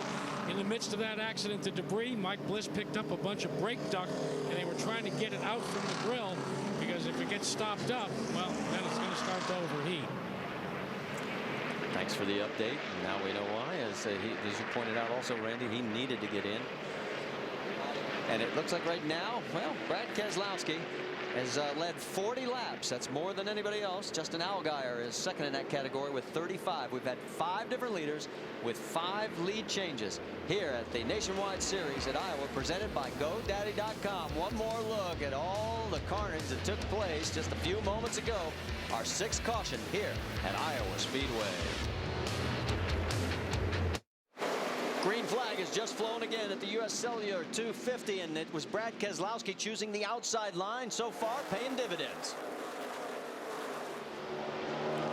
Down the backstretch, it's Kyle Busch in the 18. Number 12 with Justin Allgaier, and we're on board. Look at that. Here he comes. He's had a little trouble on pit road. He sees the leader. That's one thing these double file restarts do. You can see the leader. You're going to get that guy. Well, the thing I love so much about these restarts, just like you said, Randy, if you're running, say, 15th or something, you're not 15th. You're like 7th on the restart.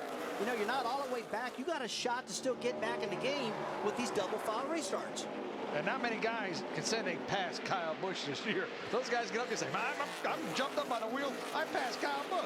And he's doing it. He's just taken over second spot, and here comes Scott Wimmer along for the ride in the number 5. Tell you what, guys, I like this Thursday practice they gave these folks to let everybody get better. You know, they go to these racetracks all the time, and they never have enough time to get right. And that 18 car of Kyle Busch and that 20 car Logano generally kill everybody, but not today. Today, they're much, much closer. Jack? Justin Allgaier all afternoon has been practicing just one thing, going into the corner and rolling the car through the middle of the corner. His fastest laps have been right where he's running right now, guys. They keep cautioning him about it and keep telling him, just have your rhythm, be patient, and roll into the corner. Somebody forgot to tell Kyle Busch that. And this is a great 4-car battle, because if you poke your head just a little further back, you can see the 20 of Brad Coleman trying to get into this mix as well. You know, Brad, he had a rough start last weekend. This race car, this race team, every race they've won, they beat Kyle Busch with Joey Logano in the car. That race team is awesome. Look at this, 3 wide going down into the corner. On the inside is 66 of Stephen Wallace, Eric Darnell, and then Ricky Stenhouse Jr. And Marty, what just happened? The 6 car's got 4 new tires. I've been watching him. He's been blowing through the field on those new tires. He picked up about 5 positions in like 2 laps. And that's how good those 4 tires were compared to these guys staying out. Darnell is up to 13th right now, and he picked up 8 spots just to back up what you were talking about. And here is the battle back towards the front. 2nd, 3rd, and 4th, and 5th right there in your screen, as Kyle Busch still on the low line. The other 3 basically riding up a little higher in lane number 2. Mike, you've got more on Kyle? Yeah, and he's just fighting a tight race car right now, Marty. His spotter, Jeff Dickerson, coming over the radio moments ago saying, look, you're getting beat from the center off, and you can see that's a result of that being a very tight race car. Just will not rotate the way he wants it to.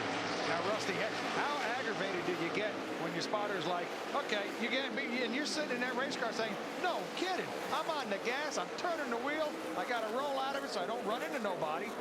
I'm not sure that's all good things to say, hey, where you getting beat? Because the drivers do know where they get beat. Well, a good spotter's really got to calm their driver down. They can't be, you know, mean to them like, hey, you're getting your doors blown off, buddy. You know, you can't say stuff like that. You got to say stuff like, hey, we'll get it in next time to work on it, man. Stay calm. Don't lose it on me. Stay ahead. Don't give up. Don't give up. You got to soft sell them a little bit. Well, he's lost another spot to Scott Wimmer, and now here comes the 20 of Brad Coleman. There's a lot of time left. We're lap 121 right now in this race. Heck, we got 129 laps to go.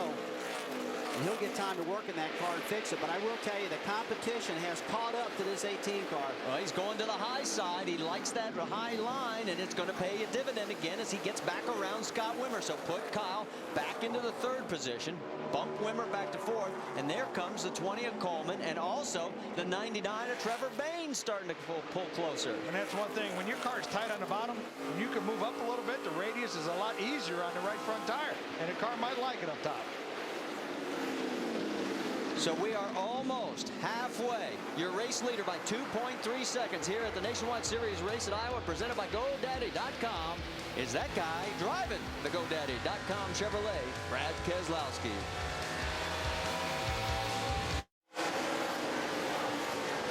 Back here, Brad Keselowski at Iowa Speedway is leading here over Justin Allgaier. And as we take a look at our Holiday Inn race summary, you can see how many leaders and we've had 5 with 5 lead changes.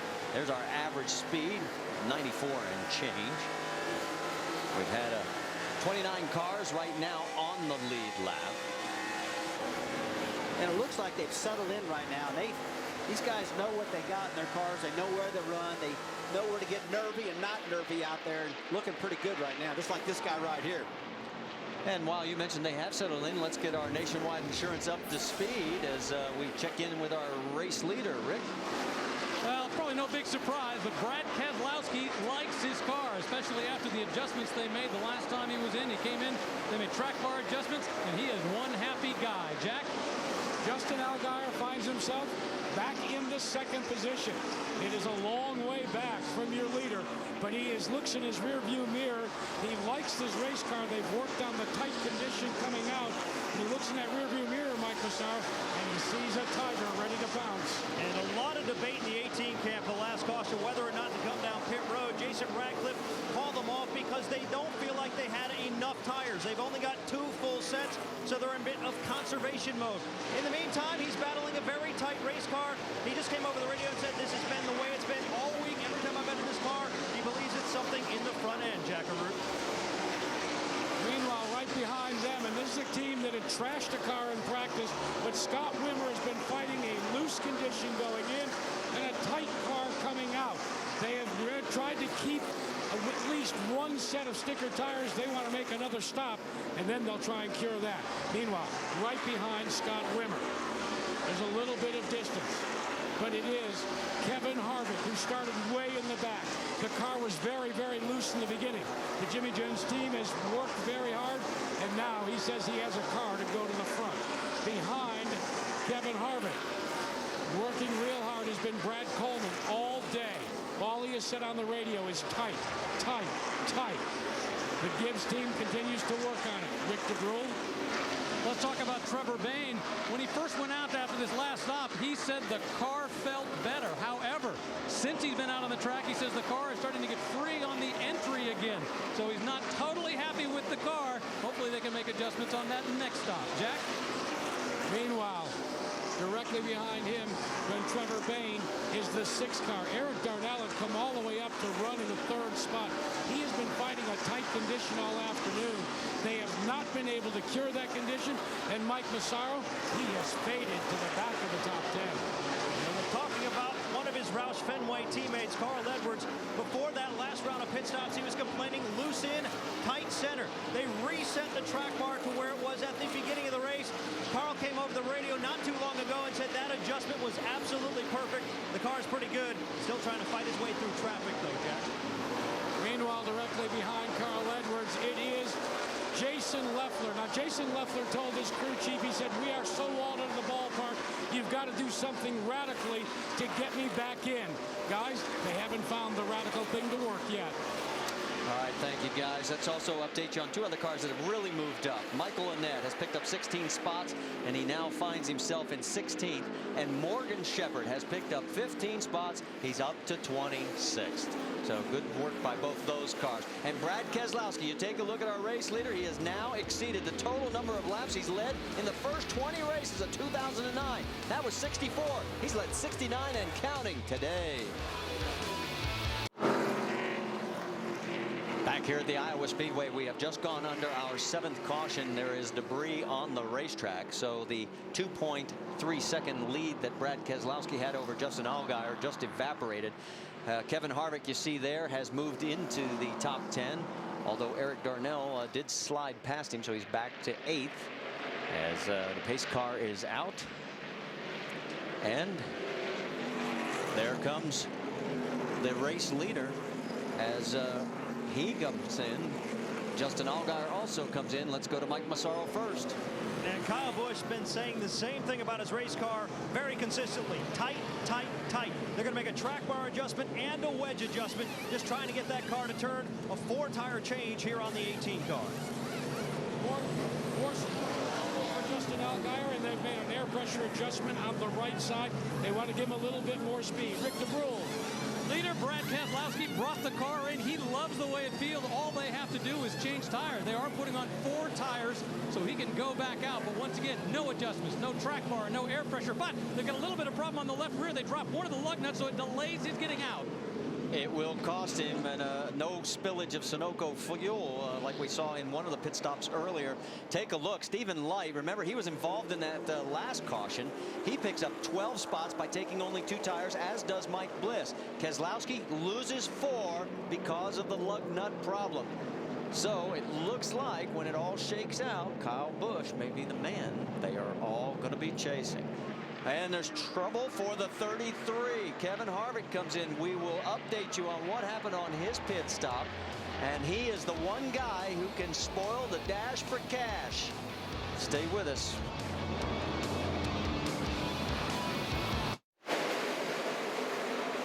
Just back to green flag racing here at Iowa. Kyle Busch was the race leader. He has Justin Allgaier behind him with Mike Bliss, Scott Wimmer, Stephen Light. That's your top 5. Boy, Light really doing a great job. His crew got him out, but remember, he took 2 tires, and now it looks like he may be getting shuffled a little bit. This is where you got to be real careful. Guys in the front, they get track position, but they start backing up because the 4 tires are definitely quicker. Major development during the commercial break. While you watch all this action, we have to tell you, Kevin Harvick in the 33 is behind the wall in the garage. We have Jack Arute heading for what is wrong. Jack? Talk right now, so we won't talk. We're going to get in with Kevin Harvick real quick. It looked like an oil line or something in the back. Kevin, what happened? Yeah, I just want to apologize to everybody from Jimmy John's. Our Chevrolet was running pretty good. Too tight in the middle, and the brakes wobbled. They didn't do a very good job yesterday getting everything situated, but they said this line broke on the back of the 29. Maybe they just didn't check this one. I don't know. That's a tough break because, guys, he was coming, as you could tell. Well, and what this means is he was the only guy that could deny a winner in the $75,000 bonus dash for cash from Nationwide. Whoa, trouble. Bliss is turned around on the front straightaway. Trevor Bayne looks like he scraped the wall trying to get past him. I think Trevor Bayne got into him a little bit. Trevor got a little loose, tried to save it, and got in the back of Bliss. Looks like Bayne's going to be okay, though. I mean, he's got a little damage right there. Bliss looks like he's okay, too. Yeah, he got some right side damage. Yeah, let's check the right side of the car. Well, it looks like they can probably pull that out, guys. I mean, I don't see big damage that can keep him from going behind the wall or not staying in this race. Well, Bliss was running in the top 3 at the time. This is the 2nd week in a row he has had a tough break. Let's go back and take another look. 99 gets loose. He hit the apron, and the thing chased it up the racetrack, and he hit the wall pretty hard on the outside. Yeah, he Mike did didn't hit nothing though. He got it harder than I thought, but it looks like I still don't think. I think these guys can fix it. Another view. Right here, Whoa. he hit the apron. As soon as we seen guys do that during qualifying. Maybe I'll take that back, Brad. He hit pretty hard. 99, yeah, 99's not done for the day. You know, when I watch those doggone Sprint Cup car tomorrow's hit the wall, I mean, they clobber. They keep going, you know. These things are a little not as tough. Well, and one of the goals of the new car that NASCAR is talking about is to make it a little safer, a little more durable. There's Trevor Bayne in pit lane. So for the 2nd week in a row, he's going to have to work back towards the front. Taking one more look from on board Trevor Bayne's car as we head to commercial.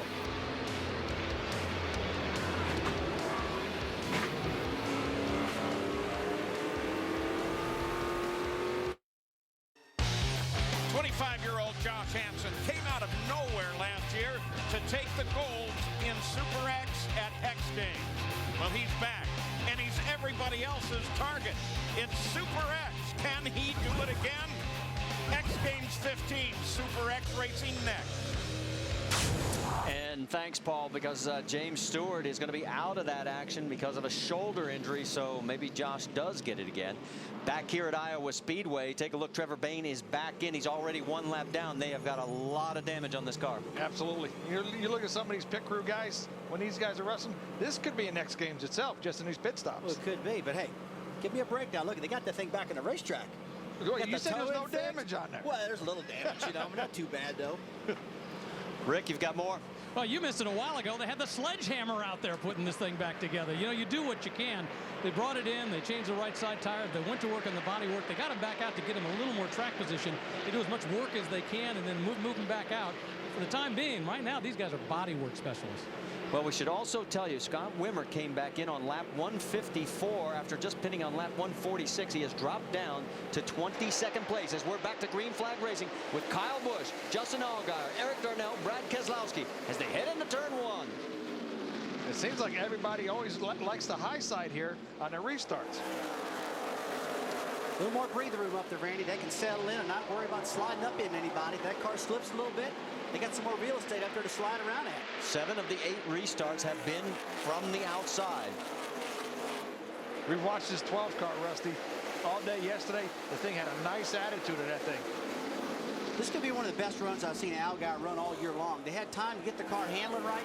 They worked on it hard, and it's really showing right now with that extra time they had on Thursday to get that car tuned up.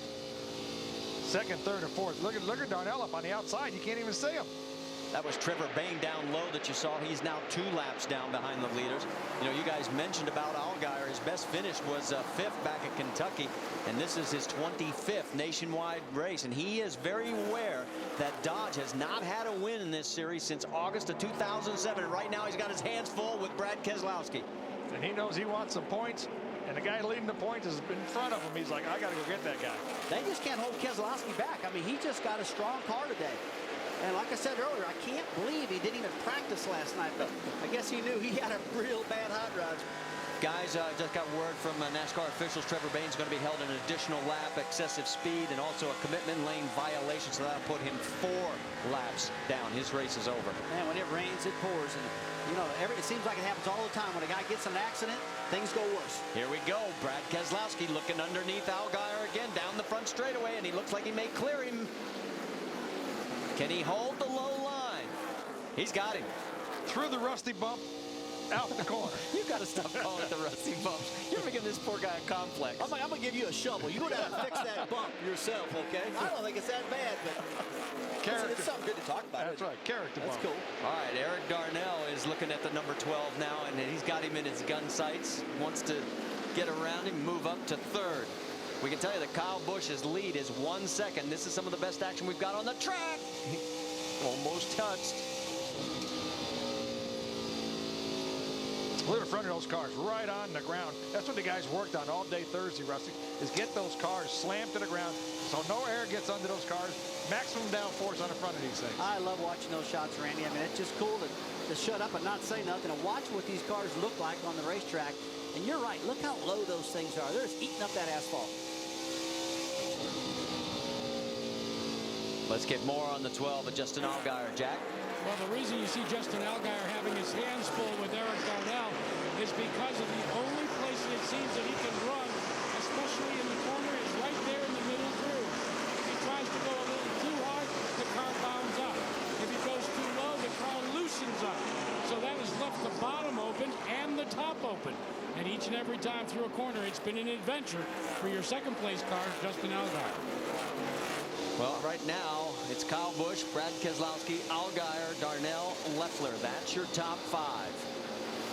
When they come off that turn 4, they almost touch every single time. They try to clear each other, and you see Eric Darnell. Oh, and a crash. And Brad Coleman and the 32 of Eichler, and both these cars were running in the top 10. They were 7th and 8th on the track, and this is exactly what Brad Coleman did not need. Well, this has happened a lot this year to Coleman. Feel sorry for him. He's got a great car he's driving there, having a good run today, and gets in another crash. Eichler had picked up 20 spots, moved that Dollar General machine into the top 10. Coleman was living in the top 10 all day long, and now he's got big problems. Take another look. Simultaneous sprint. I mean, I'm not quite sure they even touched each other. Is this synchronized spinning? Ooh, ow, that hurt. Is that a limiting event? Not anymore. Okay. You can't tell if that really happened a little farther back in the corner. Maybe they got side by side and touched. Where were they? Oh, yeah. Right over the tunnel. What was that? Oh, here you go again with the bump. Safety crew on hand. The window net is down. That's always a good sign that lets everybody know that the drivers are A-OK. It's pretty hard to tell whether the 32 car actually got loose and Brad reacted to him getting ready to spin, because they were so far apart when they were spinning in our shot. They weren't side by side at all. And you didn't see anybody dump any oil down right in front of them. See the safety trucks up there inspecting the track, taking a look at everything, looking at the safer barrier. Looks like it's staying in good shape. But boy, look at all those marks on that racetrack. There's been a lot of carnage out there. I was going to say, it looks like that's the set of tire marks with the most recent right there where that safety vehicle leads in. Let's go on board with Carl Edwards. Maybe we'll get a different perspective on what happened here. Top of the screen. Oh, the 20 car. Okay, they didn't. The 20 car got loose into the 32. Cleaned both of them out. And isn't that what happened last week with the 20 car on the first lap? Got loose, got into the turn, got into another car, took himself out of the contention. He was on the bottom of the track right there, about in the middle of turn 1 and 2, and he just shot all the way up the racetrack. And I mean, he went up a lane and a half before he hit that 32 car Eichler. Yeah, so for Brian Eichler, it's the end of what was a spectacular run. He had really worked that 32 car up into the top 10 nicely. Right now, it is Kyle Busch, Brad Keselowski, and Justin Allgaier. That's your top 5 here at Iowa, presented by GoDaddy.com as the Nationwide Series debut here at this beautiful track continues.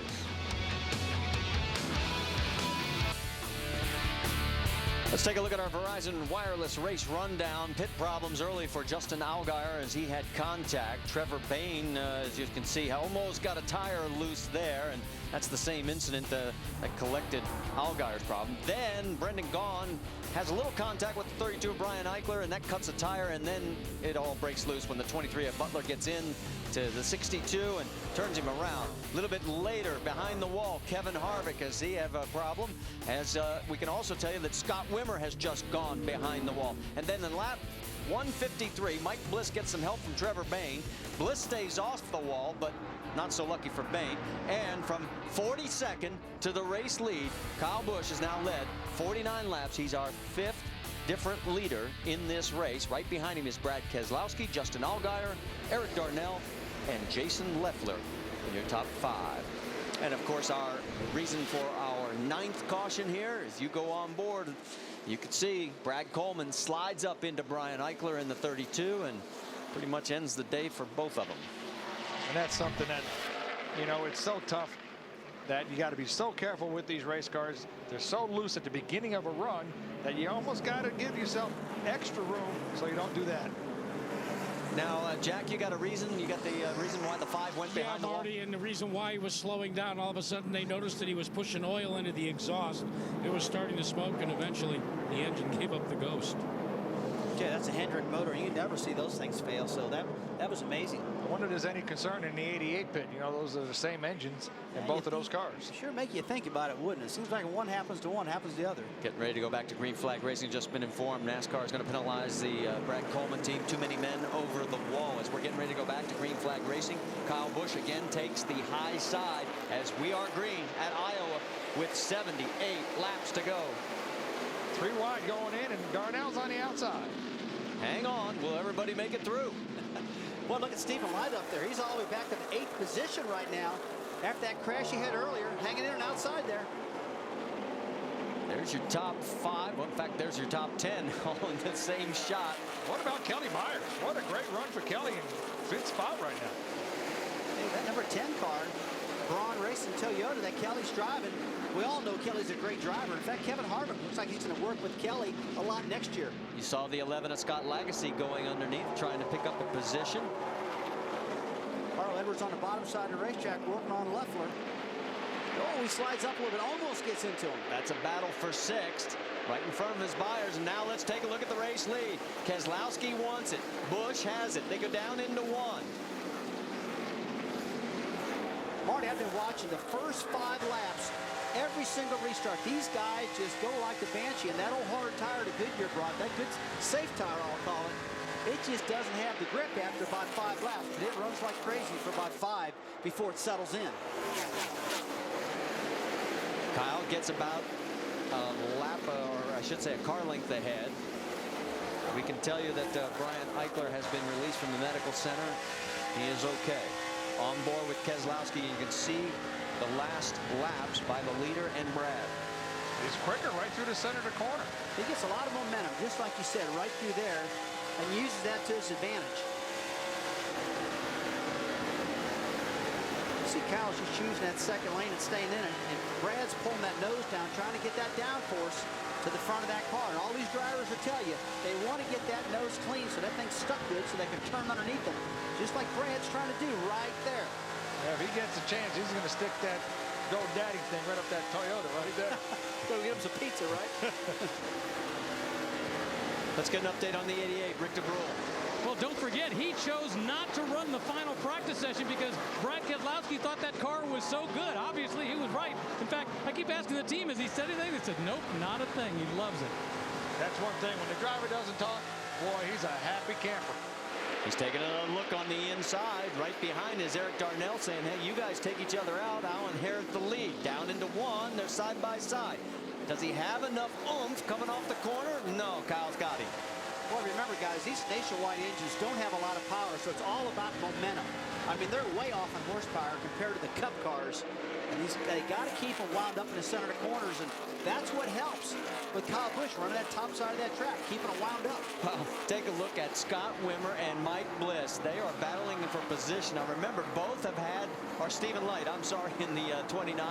And you got Light on the high side. Both of them have had their moments on the racetrack. Bliss, of course, got turned around, and here they are still battling for a top 10 position. Well, Rand, there's one thing for sure. The right side of the car is more important than the left side, because that left side's torn to pieces on that 29 car, and it doesn't look like slowing Stephen Light down a bit. That's one thing, Rusty. The right sides is so important on these cars when they get them in yaw, which is a little bit, you know, the right rear out. Try to get as much air to that rear spoiler, which is downforce. That is the battle for 11th on the racetrack. While all this is going on, Jack Arute is caught up with Brian Eichler. He's been released from the infield care center, and he's made his way back to watch his crew start to dissect his Dollar General number 32. Any idea, Brian, exactly what happened? You know, when we're working the high groove there, we had a pretty little tight race car, and the 20 just dove in no and lost its nose and pushed up into us and took us out. So thought we were gonna have a good run here for Dollar General this afternoon, but day in and short. I understand the big question everybody wants to know is, are you going to go to work for Kyle Busch next year? There was some talk about that in some of the local papers and things. I don't know. It's all performance based, and we just run as good as we can and get as many rides as we can. And unfortunately, today didn't end as good as we thought. Guys?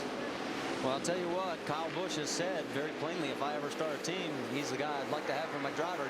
Battle for the race lead is heating up again. Here comes Keselowski, and again, Kyle's able to slam the door. They won't give up. They keep running side by side every single lap. And boy, the turn four is what looks like it sets up this pass. It just puts them right up in the bumper. And also, the exit of turn two. Those are the two corners I'm seeing that these Nationwide cars are loving to run at. If the 88, if Keselowski could clear him, he'll go on down the road. He just can't get a big enough run off the corner to clear him. These two have opened up a full second lead over third place Eric Darnell, and then it's another second back to Justin Allgaier in fourth. Here comes Brad one more time. Down into the corner. He's gritting his teeth, hoping to hold on. And Kyle Busch is saying, no way, baby. I'm keeping this thing wound up. You're not going to get me right now. Because Kyle's got this place figured out right now. He's won here before, remember. Did it in the Camping World East-West combo race. This is the closest Brad has been able to stay. I think he's going to clear him this lap. Here we go.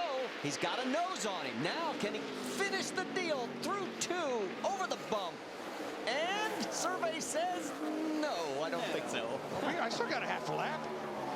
Going to try it again down into three. These guys are beating up on each other. But you know what's really amazing is they're maintaining this 1 second margin over third place. You would think that that would give those guys a chance to pull up on them. The lap times, they are running the same lap times. There's about 8 cars in the top 10 running the same lap times. Is he going to clear him this lap? Here he comes. Does he have him coming out of 2? No, it's a drag race down to 3. I love watching this. You know, you would hope when the track got built with having 3 different angles of banking, 12 on the bottom, 13 and 14, that these guys could run in their own individual lanes. And Randy, looks like they're doing it. Well, you know what, Rusty? I just happened to look out the window. These fans are going crazy here. Yes, he cleared him. He's got him. He finally gets him coming out of 2. And you're right, the 60,000 plus guys on their feet. Look at them. They are just loving every minute of this first race in the Nationwide Series at Iowa Speedway. So there's one thing for sure. Nobody's leaving. Nobody's trying to get to the highway first so they don't get stuck in traffic.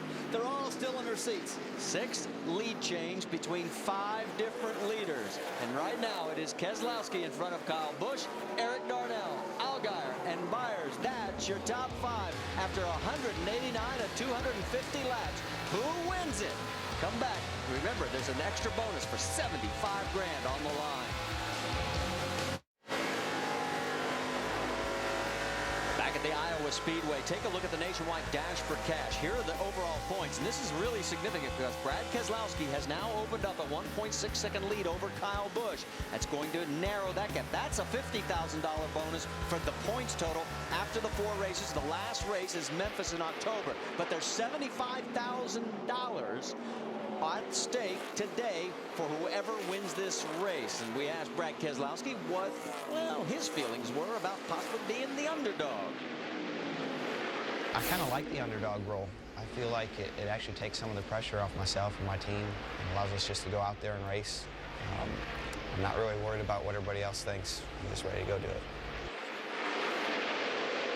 And he has now opened up a 2-second lead. So exactly what you said if he gets by Kyle, he's going to check out. You know, one other thing he said about being an underdog, Rusty, we both had to chase guys to win our championships. It's always easier to chase guys than it is to lead these guys. Well, we're looking at Tony Eury Sr. And Rick, what's he saying as far as race strategy? Well, the big question is, will they have to stop again? They made their last stop on lap 145. They think they can go the distance all the way to 250 on this last load. The question, however, is running hard with Kyle Busch the way they did it eat up fuel? No, more importantly, did it eat up tires? Is it going to start to fade towards the end? So the hope is they can go the distance. Maybe if they get a yellow, they'll get the fuel window, but who knows what it'll do to the tires. Well, Rick, I tell you, that's a good point. I mean, these guys last pitted on lap 145.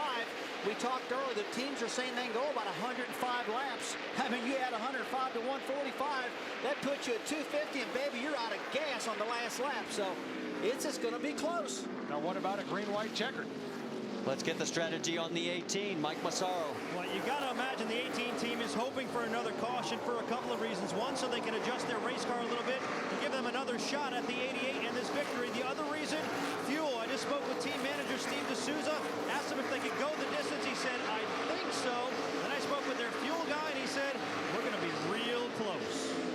All right, thanks, guys. You know, we've been following that battle because it was nose to tail. It's sort of stretched out a bit. It's going to give us a chance to drop back a little in the field.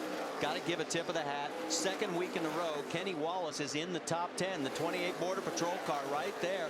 He was 10th last week at ORP. He's running 9th right now. Man, a Border Patrol, what's the closest border? A couple thousand miles? We're in the middle of the country here. But that's a great sponsorship. It's a great deal these guys are doing for our country. I think Kenny's been doing a great job for these guys. He really feels prepared for this race. He loves running up here. And he told me this morning, Rusty, for the first time all year long, I feel like I got a car to win, that I can run the top 10. I feel like I got a good, solid piece. Mike? He's just been showing a lot of patience, Rusty, today. The car was not perfect to start the day. Real loose, especially between turns 3 and 4. They kept tuning on that race car, making chassis adjustments and air pressure adjustments. Kenny's been patient. He's been driving the car pretty well, consistently inside the top 10 for, I would say, the last 80 laps or so. Well, we've seen him in pre-race, had that wig on. You think he still got that wig on? You guys really burned me the other day. I'll tell you, with those wigs and that Rusty's roast, that's pretty cool, though. Can't believe I had hair like that. That is a battle for position. Mike Bliss right behind him there is in 10th, so that's what's been going on there. Notice Brad Coleman, he sort of survived that crash. He has managed to stay on the lead lap. He's the last car on the lead lap. In fact, he just went 1 lap down as you see our race leader going around. And how about Morgan Shepherd? Tip of the hat to Morgan. He is up to 15th, folks, on the lead lap, and boy, what a limited budget. 17th last week at ORP. You know, great job for Morgan. He gets a lot of help from Tony Stewart, Kevin Harvick. You know, Morgan, 2 thumbs up, man. And the last guy to make it in the field, he started 43rd in this field, and it was a real nail biter getting him in this field. Lad barely made it in. And just like you guys said, I mean, what a great job. 15th right now. That's the view from Trevor Bayne as he is several laps down after all the contact that he had. But Boy, Morgan Shepherd has managed to pick up 26 positions, and he's on the lead lap. But right now, the man everybody's trying to catch is Brad Keselowski. 2.2 seconds is lead over Kyle Busch with 44 laps to go here at Iowa.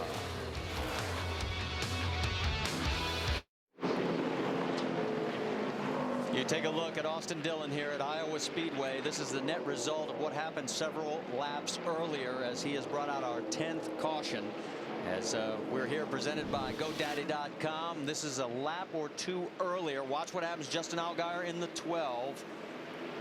Justin's getting a little loose right there, but that's not the one we're actually talking about. He's going to get down this next corner.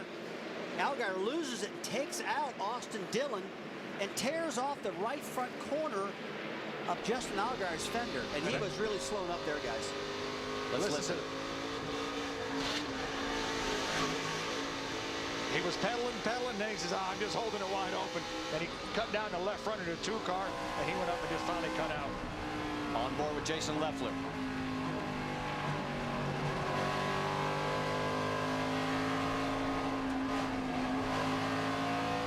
Guys, I can tell you one thing. The only place that ever works is on a video game. Yeah. I watch guys do that, just plow through there. That's what just happened there. I mean, Justin Allgaier banging through there. Let's go a few laps later, and this is when the caution comes out. The left front tire goes down, and you see he's going to High Point University next year, and he went to school today big time. Left front tire flat. He's like, oh, man, I'm going to hit the fence. And when you're wide open to center this turn 1 and 2, you don't have any steering, you're going to hit something. And we could see this tire getting ready to get in trouble with all the smoke pouring off it. It went down awful quick, though. All right. Let's talk a little bit about pit strategy. 37 laps to go. Is everybody coming? And do they all want 4 or do they want 2? Marty, you know what? This is the part that I always screw up, but I'm going to tell you, if I was out there, I'd be coming down pit road, putting 4 on. We got 39 laps to go, 37 now, I mean. And I believe I want those fresh tires to see what happens here. Well, these guys, the pace has slowed down, you know, half a second from where they are with fresh tires. So if the leader comes, I think they're all coming. Maybe not, maybe 10. Somebody might take a gamble here. And 2 tires. They might do 2 tires also. Go for the track position. That's right. We have 17 cars currently on the lead lap. McDowell will get the lucky dog, and so that'll bring 18 around. But the big question will be, who is going to come to pit lane? And got a bit of a problem because Austin Dillon has basically stopped right in the middle of pit lane. About halfway down, there he is. It looks like NASCAR has just kept the pit road closed right now because, just like you say, Austin's, they're going to have to pick the jack up and drag this car off because the front end's locked up on it. They can't even steer the car. And the NASCAR official said, nope, we'll get the tow truck to do the job because both front tires are flat. Boy, Austin looked so good in practice.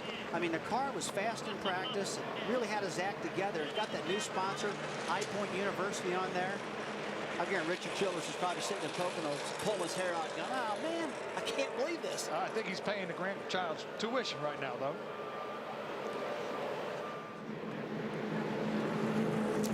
Let's get an update on what some of the lead pit or strategies for the lead cars is going to be when they come to pit lane. Rick?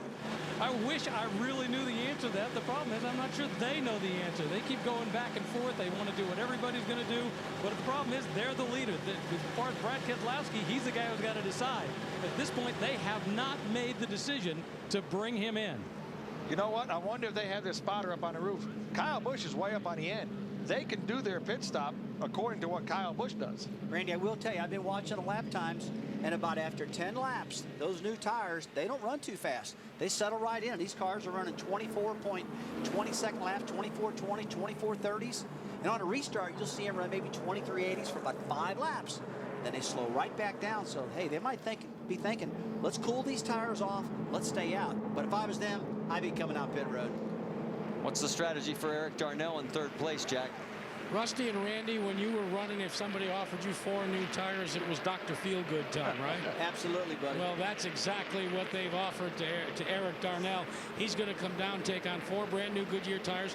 And he said, look, I don't want to get held up having to spend any time in terms of fuel. So they're just going to add a can of Sunoco and gas and go.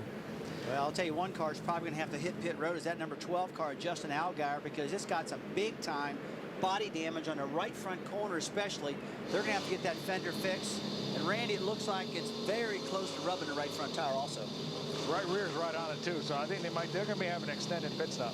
All right, you mentioned that the 88 of Brad Keselowski has the advantage. Let's show you why. See the Pizza Ranch pit crew? They are like the second pit stall in. So they will know, as you pointed out, while they're driving all the way down here to the corner, what the other team has done. The spotter on the roof is going to be paying a lot of attention to the old pizza delivery car and say, okay, they do too. You know, that's what the 88 is going to do. That's a great point. They got plenty of time to do that. If the spotter's helping them, that'll work. Pit road is now open. And we will find out as Austin Dillon's car has been pulled behind the wall by the tow truck. And is the 88 coming, or is he going to force everybody else to potentially stay out? And it looks like he's coming. No, he at the commitment cone, he stays out. Mike, let's send it your way. And a little bit of gamesmanship over the radio. Jason Ratcliffe said, we're going to take 4. Then he took the headset off, told his team, we're only taking 2. Did not want the 88 team to know what they're doing. Right side's only on the 18. And they are already down and back out. Jack? Eric Darnell, the crew has finished the work on the right sides, and they elect to go just for right sides. Let's go to Rick DeBrule. Let's talk about Kelly Byard. We have not spoken about him very much during this whole race. He's kind of quietly been working his way up through that top pack. They came in, gave him just what he needed, get him back out, and once again, a very quiet race for this guy after they made all the adjustments, and he's quietly in the top 6. He was. Well, this is going to be interesting. I'm wondering if Brad Keselowski and his team is going to be regretting the fact that everybody else came except him. Well, 88 stayed out, and Brad Keselowski, Stephen Wallace stayed out. And it's going to be interesting to see how good these tires do after they cool them down a little bit and see if they speed up, like I've been seeing, and fall off, or else this Ford tire is going to overhaul everybody. Well, there's Pops. Tony Eury Sr., the man who made the call, kept his driver out. I think his goatee was a little darker before that. He just got a lot of gray hair after that decision. Well, they could be a sitting duck, or it could be a stroke of genius. And what's at stake? Well, $60,000 plus contingency. That's the normal purse. But there's also the $75,000 cash for Dash, and the points that you score with that. That leads to another $50,000 bonus at the end of the year. Take a look at how close he came to the clipping commitment cone. And everybody else, pretty much in the top 8, came from behind and into pit lane.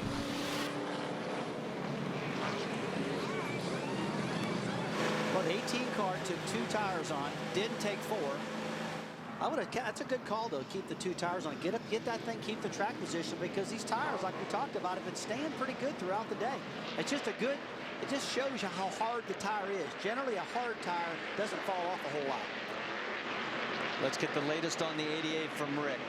You're right. Tires is what this is all about, and they just didn't feel that coming in and getting tires, whether it's 4 or in particular 2, was going to make that much of a difference. What we've heard is that they stay better for about 5 to 10 laps, and then they're even.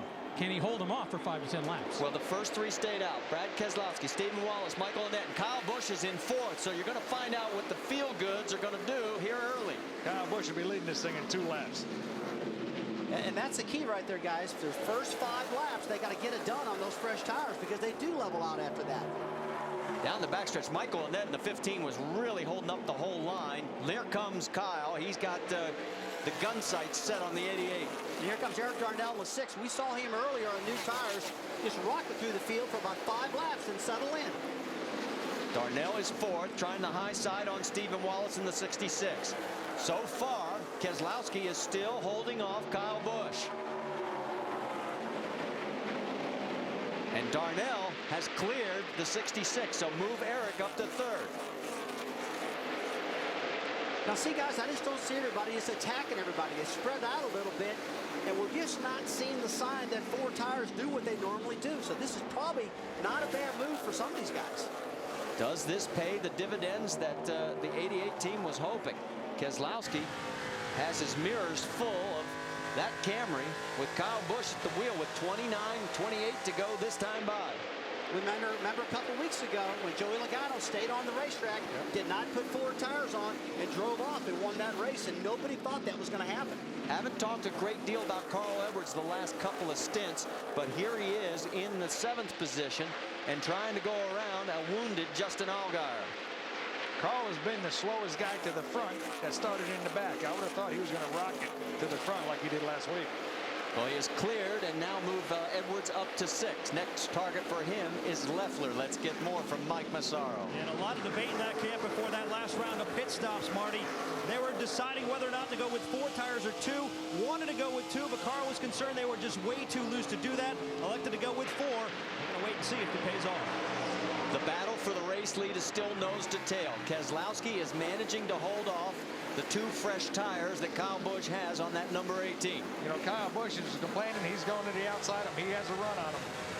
He loves that outside, down the backstretch, down into 3, and he may be able to clear him by 4. Yes, he's got him. New race leader. It'll be our 8th lead change here between 5 different guys, and here comes Keselowski right back. And one thing you got to remember now, Kyle Busch only has 2 tires. He doesn't have 4, so it's not like he's got 4 Mr. Feelgoods. It really makes the car run quick for a while. And it looks like this kind of neutralized it, him only having 2. It's a great race. You see the fans on their feet, shaking everything they got, chasing it up the racetrack. Well, 88. Yeah, the 88 got loose and almost clobbered 18. And that gives Kyle a little bit of breathing room, about 0.2 of a second. That's what it looks like from the view from Brad Keselowski. And the 88's been a little quicker on the older tires, so we'll see if they can maintain this distance. Take a look at the battle for 4th. That's Jason Leffler trying to get under the 66. Remember, the 66 of Stephen Wallace stayed out, so he's on the older tires. And Trip Bruce made a good call on that, man. I would have pitted and put some tires, but him and Leffler have been running side by side, back and forth, Randy, and Leffler can't get him on those tires. Well, and Stephen was further back. I mean, he picked up track position. If he can hold off, he could have a second top 5 in a row. He was 5th last week at ORP. Let's get more from Rick DeBrule. Well, we'll talk about that. Stephen Wallace was saying he was complaining the car was lacking kind of overall grip. As a result, he said the front and rear were both sliding. Remember, earlier in the race, he had that problem where the tire went down. They did not make as many adjustments that time as they'd originally planned, which has helped them. But they stayed out specifically to keep that track position. Now the question is, can he hold on? Well, look at this. They're trying to make it 3 wide with Carl Edwards down low. They'll think a little bit better of it and fall back. But now Leffler's got a problem because Edwards looks like he's going to take the position away from him. And that's one thing when 2 guys get the race and the guy sitting 3rd one back. Okay, guys, I'm going to pass both of you. So move Carl up to 5th position, so he's in the top 5. Your race leader here at the Nationwide Series at Iowa, presented by GoDaddy.com, is Kyle Busch. Does he set another record? Whoa, and before we go to break, we've got caution as Morgan Shepherd, who was running in the 17th position on the lead lap, has gotten it turned around. And that is our 11th caution. Looks like he had a flat right rear tire. There's one thing we know for sure, they're staying out now. 20 laps to go. They stayed out last time, they'll stay out this time. So it is a flat right rear for the 89, and we'll see if he's able to stay on that lead lap as we'll head to break with 20 laps to go here at Iowa.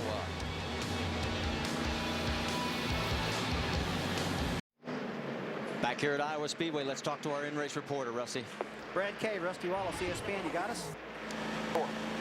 Hey, buddy, looks like it's staying out. Those 4 tires didn't hurt you a whole lot. Where's your car better at, up in the middle or on the bottom of the track? In front. Anything I can do to get in front of this 18, I'm going to take off once I do. So that's what I'm focused on. We'll do whatever it takes to make sure that happens with this GoDaddy.com Chevrolet. So watch out. It's going to be exciting. All right, buddy. Thanks for talking to us. Thank you.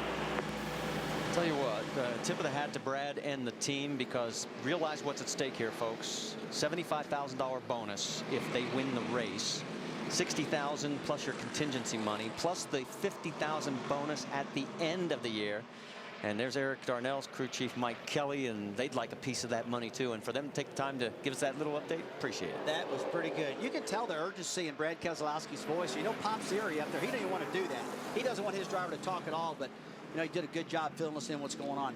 All right, there's Kenny Wallace. We gave him some love a little bit earlier. Take a look at the guy alongside. That's Benny Gordon. He has worked his way from 25th up to the 11th position. So a tip of the hat to the 72 crew. This is only his 4th career start.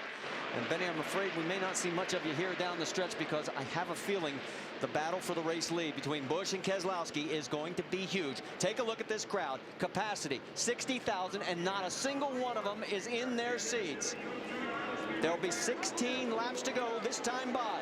Busch on the high side, and here we go. We're green to the stretch. Boy, you talk about a shootout. Look at us, a 3 wide down into turn 1. Carl Edwards trying to take the low line and gets around a couple of cars. He was 5th on the restart, moving to 3rd. Oh, look out! Allgaier, cars pinched, including Stephen Wallace and Eric Darnell. Can they sort it out? No. We're going to go yellow. Man, you can see it happen. They come 3 wide off of turn 2, and they're locked down together. Unbelievable. Off of turn 2, 3 wide, and they all get hooked like this. 3 cars in the top 5. You see the right front of the 12 car is wedged into the 66 car. It can't get away from each other. So we have our 12th caution on the track now. A lot of damage to Darnell. Take a look at the front right. Oh, man, he's got both of them. Oh, there they go. Now they cleared each other. They're gesturing back and forth to, you pull forward, I'll pull back. Let's break loose. They weren't saying that. It was like, why'd you hit me? Let's go back and try and sort this one out. It looks like they're raced into a funnel, and they all just kind of come into there, all come together. Justin Allgaier gets loose and gets up, and Eric Darnell and Stephen. Too bad. 15 laps to go. They're all having great runs. Here's another view. They just run out of real estate, you know. Yeah. Stevens on the outside, the 12 kind of come up, and then the 6 just all boom. 3 cars trying to fit in the space of 2. Here we go on board. 4 wide.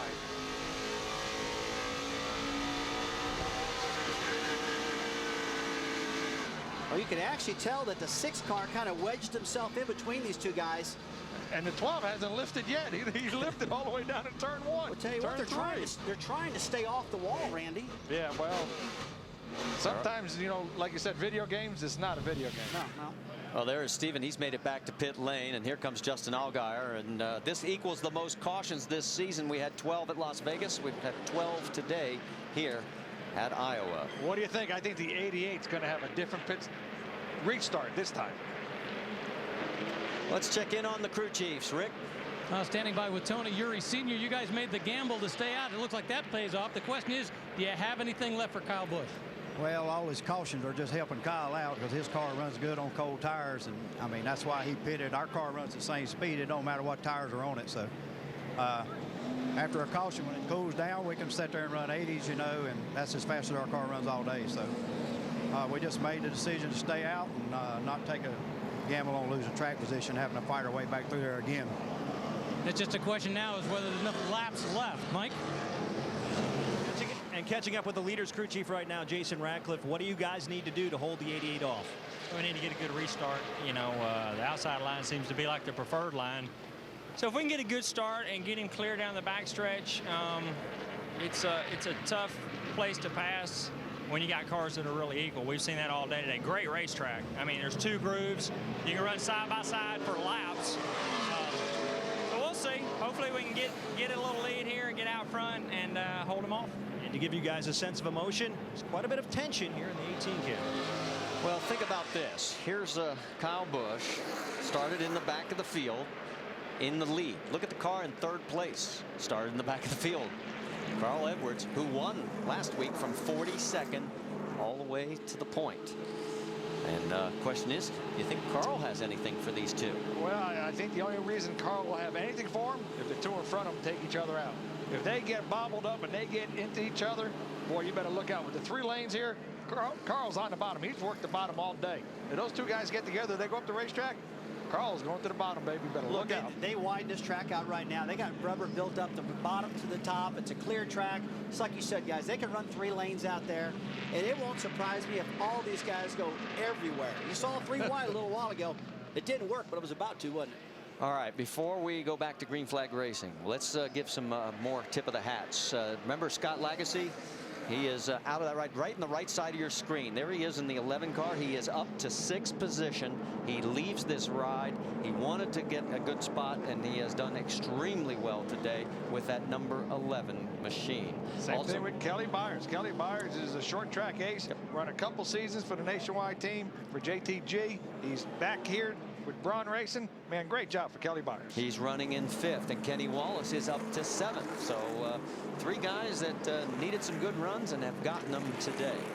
as we should be getting the 1 to go, and yes, we will. Lights will go out on the pace car. Let's drop back a little bit further in the field. Des Moines' own Michael Annett has worked his way to 10th, which basically puts him in row number 5 on this double file restart. And boy, he has about, what, 250 family and friends we heard that are here. Marty, I think he's got more than that. Last night I saw the whole entire family, and they were so pumped up about Michael being at this track. And, you know, he's got a good run going on right now. You know, we were watching him on Thursday on that practice session. The car looked real solid. I mean, and look at this thing. He doesn't have any scratches on it. It hasn't tore it up. He's doing a great job. Yeah. We still got 10 laps to go. I mean, yeah. You did have to mention that, didn't you? Well. And Benny Gordon right there in the 72. Let's point out that he is running in 9th position. So some new faces out of new track getting some great results as we're about ready to decide this one. Hopefully we go all the way green on the final 10 laps. That's what we'll have this time by. It'll be Kyle Busch on the high side, Brad Keselowski underneath him. Then it's Edwards and Leffler in the second row, and we're back to the green flag here at Iowa. The leader sets the pace, and Kyle says, I'm getting out of here. Boy, and he is shot out of a cannon.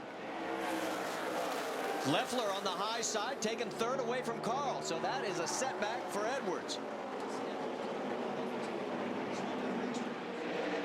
Coming out of 4, it is still Kyle Busch in front of Brad Keselowski. While all this is going on, we'll tell you Ricky Stenhouse Jr., our pole sitter, is slow through turn 4. Looks like he may be heading for pit lane and does. We'll stay on the battle here. 1st and 2nd are trying to check out. Carl's trying to get 3rd place back.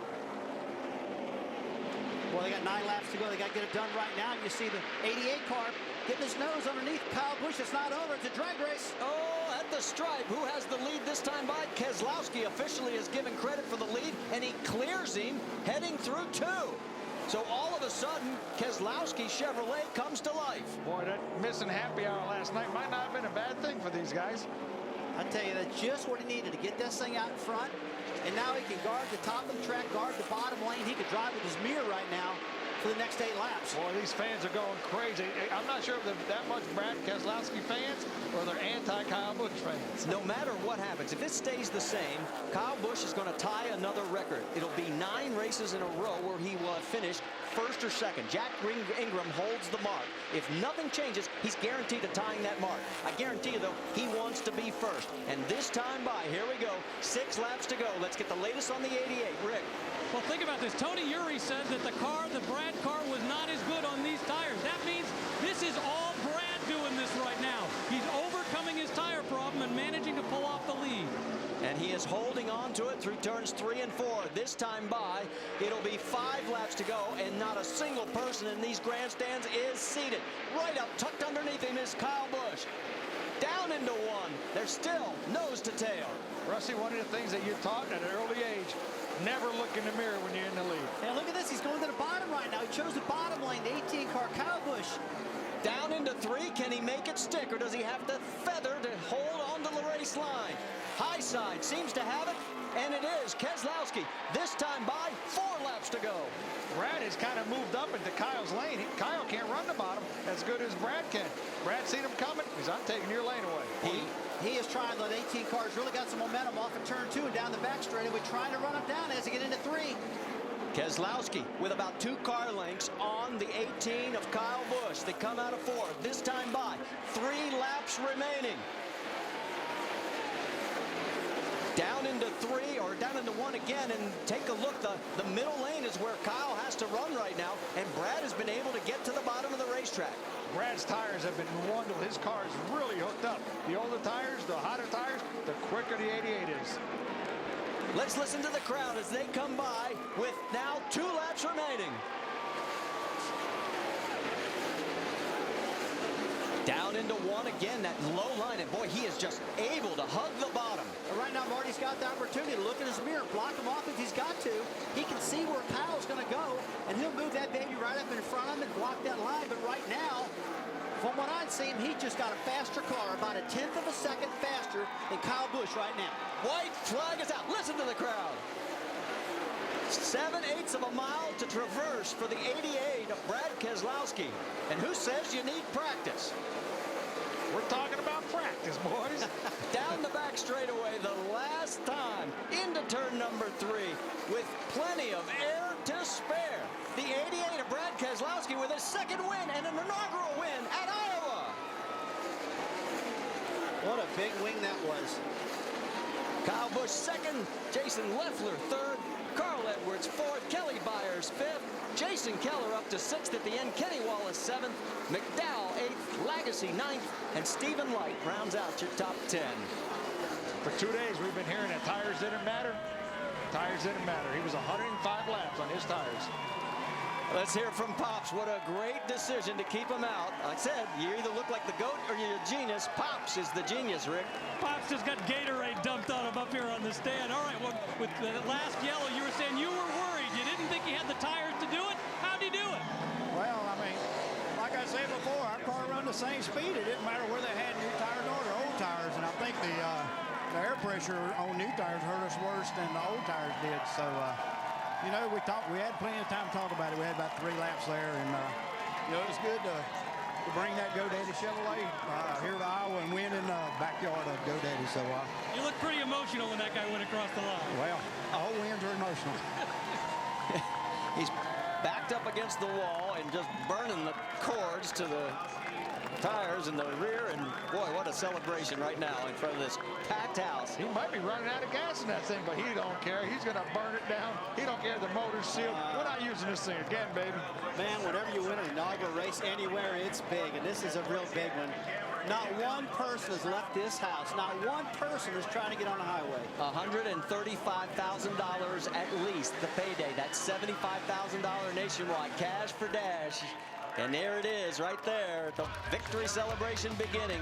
And we'll talk to our winner in Victory Lane here at Iowa. It's Brad Keselowski's day. Happy birthday to his dad. He's 58 today. What a present.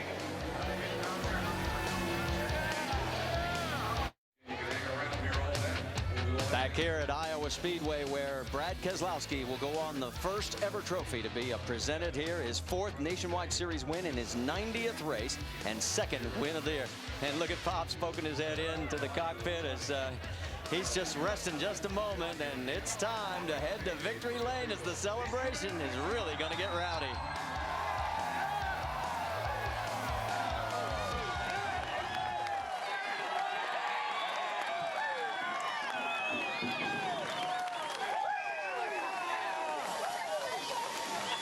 Well, Brad Keselowski doing a little crowd surfing with his team right here, knowing he just won an extra $75,000.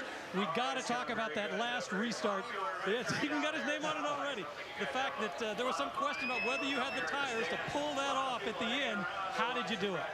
And we just wheeled her, man. Had an awesome car. This GoDaddy.com Chevrolet was fast, and you know, Kyle was a little better on short runs, and he put them 2 tires on, and he had a little for me, and we're in trouble, but just kept digging hard and forced a mistake on Kyle's part and was able to drive by him, and just goes to show the strength of this team. This is the coolest place I could win. $75,000 from Nationwide, and appreciate that. And then my sponsors race with GoDaddy.com. Just what a great race to win.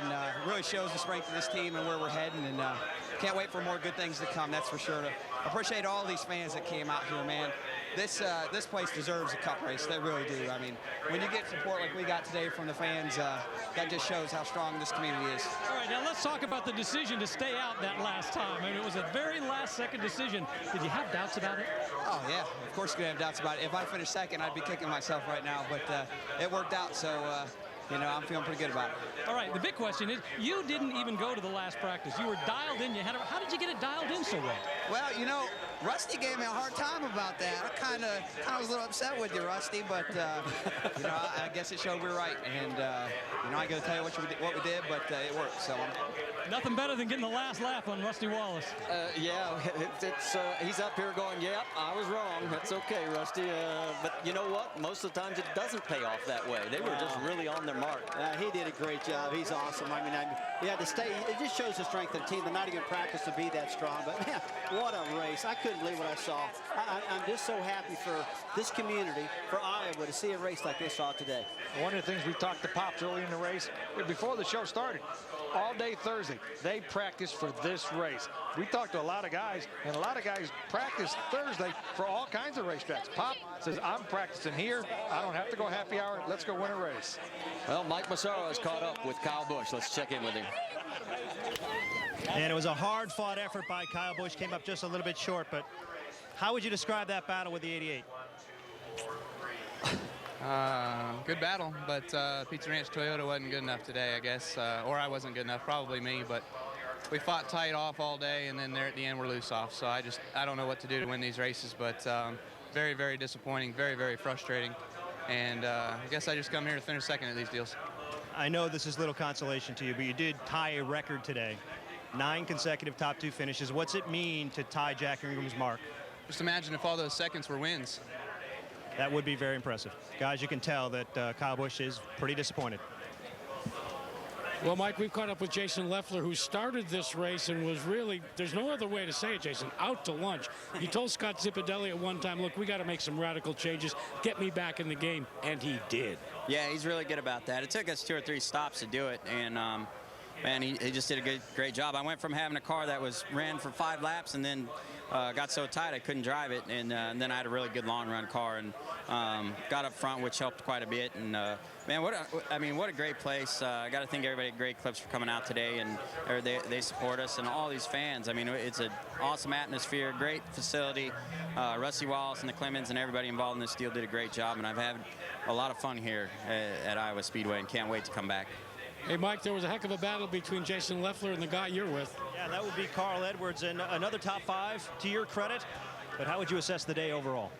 Overall is, a solid B, kind of a little bit above mediocre. But the great part is that we had all these fans in the grandstands, and it was a great race for everyone. Our City Financial Ford Fusion was not good, but Dan and the guys did a great job with the strategy.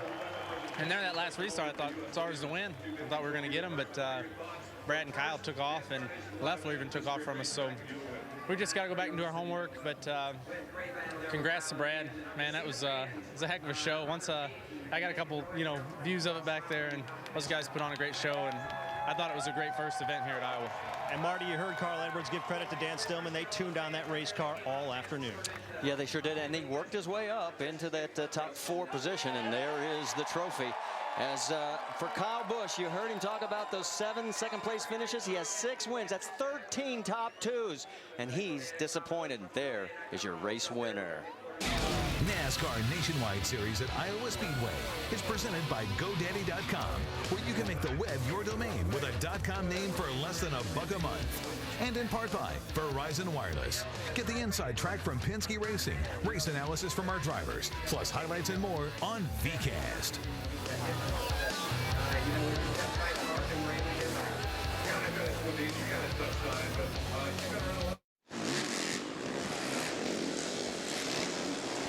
Taking a look at the celebration that still continues here at the inaugural running of the NASCAR Nationwide Series at Iowa Speedway. And well, there's the $75,000 dash for cash as the check being presented to our winner, Brad Keselowski, in front of a beautiful trophy as he is celebrating a very big win, his 2nd of the year, to go along with his prior win at Dover earlier this season. And this payday, if all our calculations are right, will make it the biggest single payday in Nationwide Series history, with that $75,000 bonus to go along with the $60,000 purse, plus all the contingency monies, which will be added in by the end of the week. And time for us now to check in out west. Hey, Paul Page, you're out there in L.A. with X Games coming up in just a matter of moments. Yeah, Marty, and it sounds, you're talking about a big payday. It sounds like you earned your pay today, buddy. Well, we had a great time. Tell us what's coming up, because I know you've got Super X coming up. And it's going to be good, let me assure you. I'll give you a couple of the things to look at. We're at the Home Depot Center down in Carson City, south of the center of Los Angeles. And James Stewart was supposed to race, but then he was practicing for the Supermoto, and he got up against the wall with his shoulder, bruised his bones, and he said that's enough. So he didn't run in the Supermoto earlier, and not in the Super X later. How about, though, the other contenders that are here? Guys like Josh Hansen, who won last year, or Jeremy McGrath. There's Hansen for you, and all said and done, we expect a really terrific day out here. I mean, it's the sun's shining. They're already warming up for the Super X. Marty, you ought to be here, buddy. Well, I'll tell you what, we're going to be tuning in because we're going to sit back and take a little bit of breather because we've had a lot of excitement here with our NASCAR Nationwide Series inaugural event. And good luck to you guys out there. And I'll keep rooting for Jeremy McGrath. I got to be honest about that. Take a look at the crowd trying to find their way back to their cars. Jack, I think you've caught up with another young man who really turned in a great performance today, Kelly Byers. Boy, that's an understatement, Kelly. Congratulations, fine performance. What was the big key to the way your car performed today? Well, it was a great run for the Fraternal Order of Eagles Toyota Camry. The guys at Braun Racing, Todd Braun, everyone that gave me this opportunity, I got to thank them first and foremost. But you know, we were a little bit tight to start the race, made great adjustments all day long, just stayed on top of it, and got the car so we could run probably in the top 3 there. In the last run, we just over-adjusted a little bit, got a little bit too loose on entry. But all in all, a great top 5 finish for the Braun Racing team, and just feels good to be back in the car again. Kind of a nice Iowa connection, too, with the FOE sponsorship because you were able to raise some funds for a very worthy cause out here. Yeah, absolutely. The Diabetes Center at the University of Iowa, it's a great partnership between the FOE and you know, the University of Iowa, and also Todd Braun, the owner of Braun Racing, donated $50,000 to help that cause too. So it's a great deal to be this close to it in Iowa. It's a great opportunity for us to work with them, and man, it was awesome with all these fans out here today. It feels good to be back in the Midwest. Mike Massaro, it was indeed something special here. Special for the 27 team as well. They've been trying to turn up their performance for a few weeks now. They hit on something today, that's for sure. 6th place finish for Jason Keller. Your best finish in over a year. How much of a boost is this for you and this team? Well, that's great. You know, we've had some good solid top 10 finishes, but we beat in there around that top 10 all day long, and just took advantage of the circumstance there at the end. But just want to thank Cottonelle and Hy-Vee for coming on board, and State Water Heaters, U.S. Postal Service, and all of our partners. I mean, without them, we couldn't do all this. So it's a great day, and what a crowd. You know, this was a wonderful race. Hopefully the fans, if they didn't like anything else, hopefully they liked the restarts because it was crazy, and just real proud to get up there and race hard with them, and proud of my guys. Todd really made some good changes on Thursday, the open test day. So hi to Deb and Joe and Jade back home, coming home with a good top 10. Excited. You know, this performance seemed to be a long time coming. You and I had some conversations a few weeks ago, and talking about how desperately you wanted to get back up there and run with the leaders on a weekly basis. What's this been like for you? Not being able to do that, but now you finally can. Well, it's frustrating, and every time I get down, Todd won't let me, and every time Todd gets down, he kind of pushes me. So it's a great combination, and this is what we need. The road course next week will be a little trying for us because hadn't been on a road course in over a year, but I love going to Watkins Glen. It's great, but you know, we'll take it one step at a time. We learned a lot on Thursday. I can't say enough about what we learned, and hopefully we can build off of that and take some of that to Michigan and these places. But we need more racetracks like this. These really, really racy, less than a mile racetracks, and it was a great day for the Cottonelle Ford. Thanks. And Jason Keller brings it home 6th. Marty? You heard Jason talk about the Watkins Glen road course. Well, that is the next stop for the Nationwide Tour, and it's next Saturday at 2:30 Eastern. Then on to Michigan, and the high banks there, and then, oh, my favorite, Bristol Motor Speedway. And then we'll have another road course at Circuit Gilles Villeneuve, August 30th, 2 Eastern. And remember that those 2 road course races, we confirmed with Joe Balish, Goodyear has made a brand new rain tire, so if it rains, we will still race in the Nationwide Series. You've got to be just thrilled. I mean, those drivers, unsolicited, are sitting there singing praises of this racetrack. Well, I appreciate it. We worked hard on the track, and the design was something I dreamed of for a long time. I had a lot of help doing it, but one thing I really wanted to do was make it a 3 different banking angle racetrack so these guys could run side by side. But you didn't know if it was going to work until today, and it worked really good. So I'm really proud of the team, everybody here at the Speedway, the whole state of Iowa, everybody who attended this race. It was a great day, and Mike Helton and NASCAR been so good to us here to bring this race, and I think they're really happy right now. Randy, what about your impressions? Well, you know what? Not only are the fans happy and the state is happy, the drivers were happy. They love this place. You guys, you heard Jason Keller. We need more of these things so we can race on it. We can't ride behind these guys. We have room. We could race them. Everybody was happy. Oh, yeah, except Kyle Busch. Yeah, I still can't get over that. I mean, here he is. He's got 13 top 2 finishes, 6 wins, 7 seconds. And there's guys that would kill for a year like that. Well, you heard the interview that Marty Smith did at Indianapolis with him, and we saw it again at Pocono this morning. The guy just wants to win real, real bad, and he did a pretty good job. He just didn't show any emotion. He wanted to scream, it seemed like, but he kept himself in check. But, you know, he's a racer. He holds his stuff on his shoulder, and to him, second place is the first loser. What about your thoughts on that subject? I mean, you've won 2 championships. You know what it's like to win and to lose. Exactly right. There's only one guy who's going to win, and, you know, only one guy can be happy. But really, you can have a little bit of happiness. I mean, you did run second. You did lead laps. You might win the championship because he's pulled away again today. So, boy, you know, just have some fun doing this. All right, let's look ahead, guys, to next week as the celebration goes on. Who has the advantage going on to the road course up at Watkins Glen? I'm going to pick Kyle Busch. I mean, as hungry as he is, you got to pick him. He's definitely a fast road racer. There's no doubt about that. Carl Edwards is going to run good out there road courses, but don't be surprised if you see a ringer pop up there and have a good run also, like a Patrick Carpentier or somebody like that. That's for sure. Okay, guys, don't forget to tune in tomorrow for the NASCAR Sprint Cup Series. That'll be at Pocono, presented by Old Spice. Airtime is 1 o'clock Eastern on ESPN. Coming up next, it's X Games 15. You heard Paul Page just a moment ago talk about Super X Moto coming up, and it should be very exciting, and we hope you'll stay tuned for that. As the hat dance continues down in Victory Lane, we'll send our congratulations once again to Brad Keselowski as he picks up not only the $60,000 winner purse, but the $75,000 in bonus money. What a great day it has been here at the Iowa Speedway. 60,000 fans turned out for the inaugural running of this event on this 7/8 mile short track that runs almost like a super speedway. We saw a little bit of everything. We saw lots of passing, lots of fender banging, and some emotion from everybody. For our entire ESPN crew, I'm Marty Reed. This has been a presentation of ESPN. Till we meet again.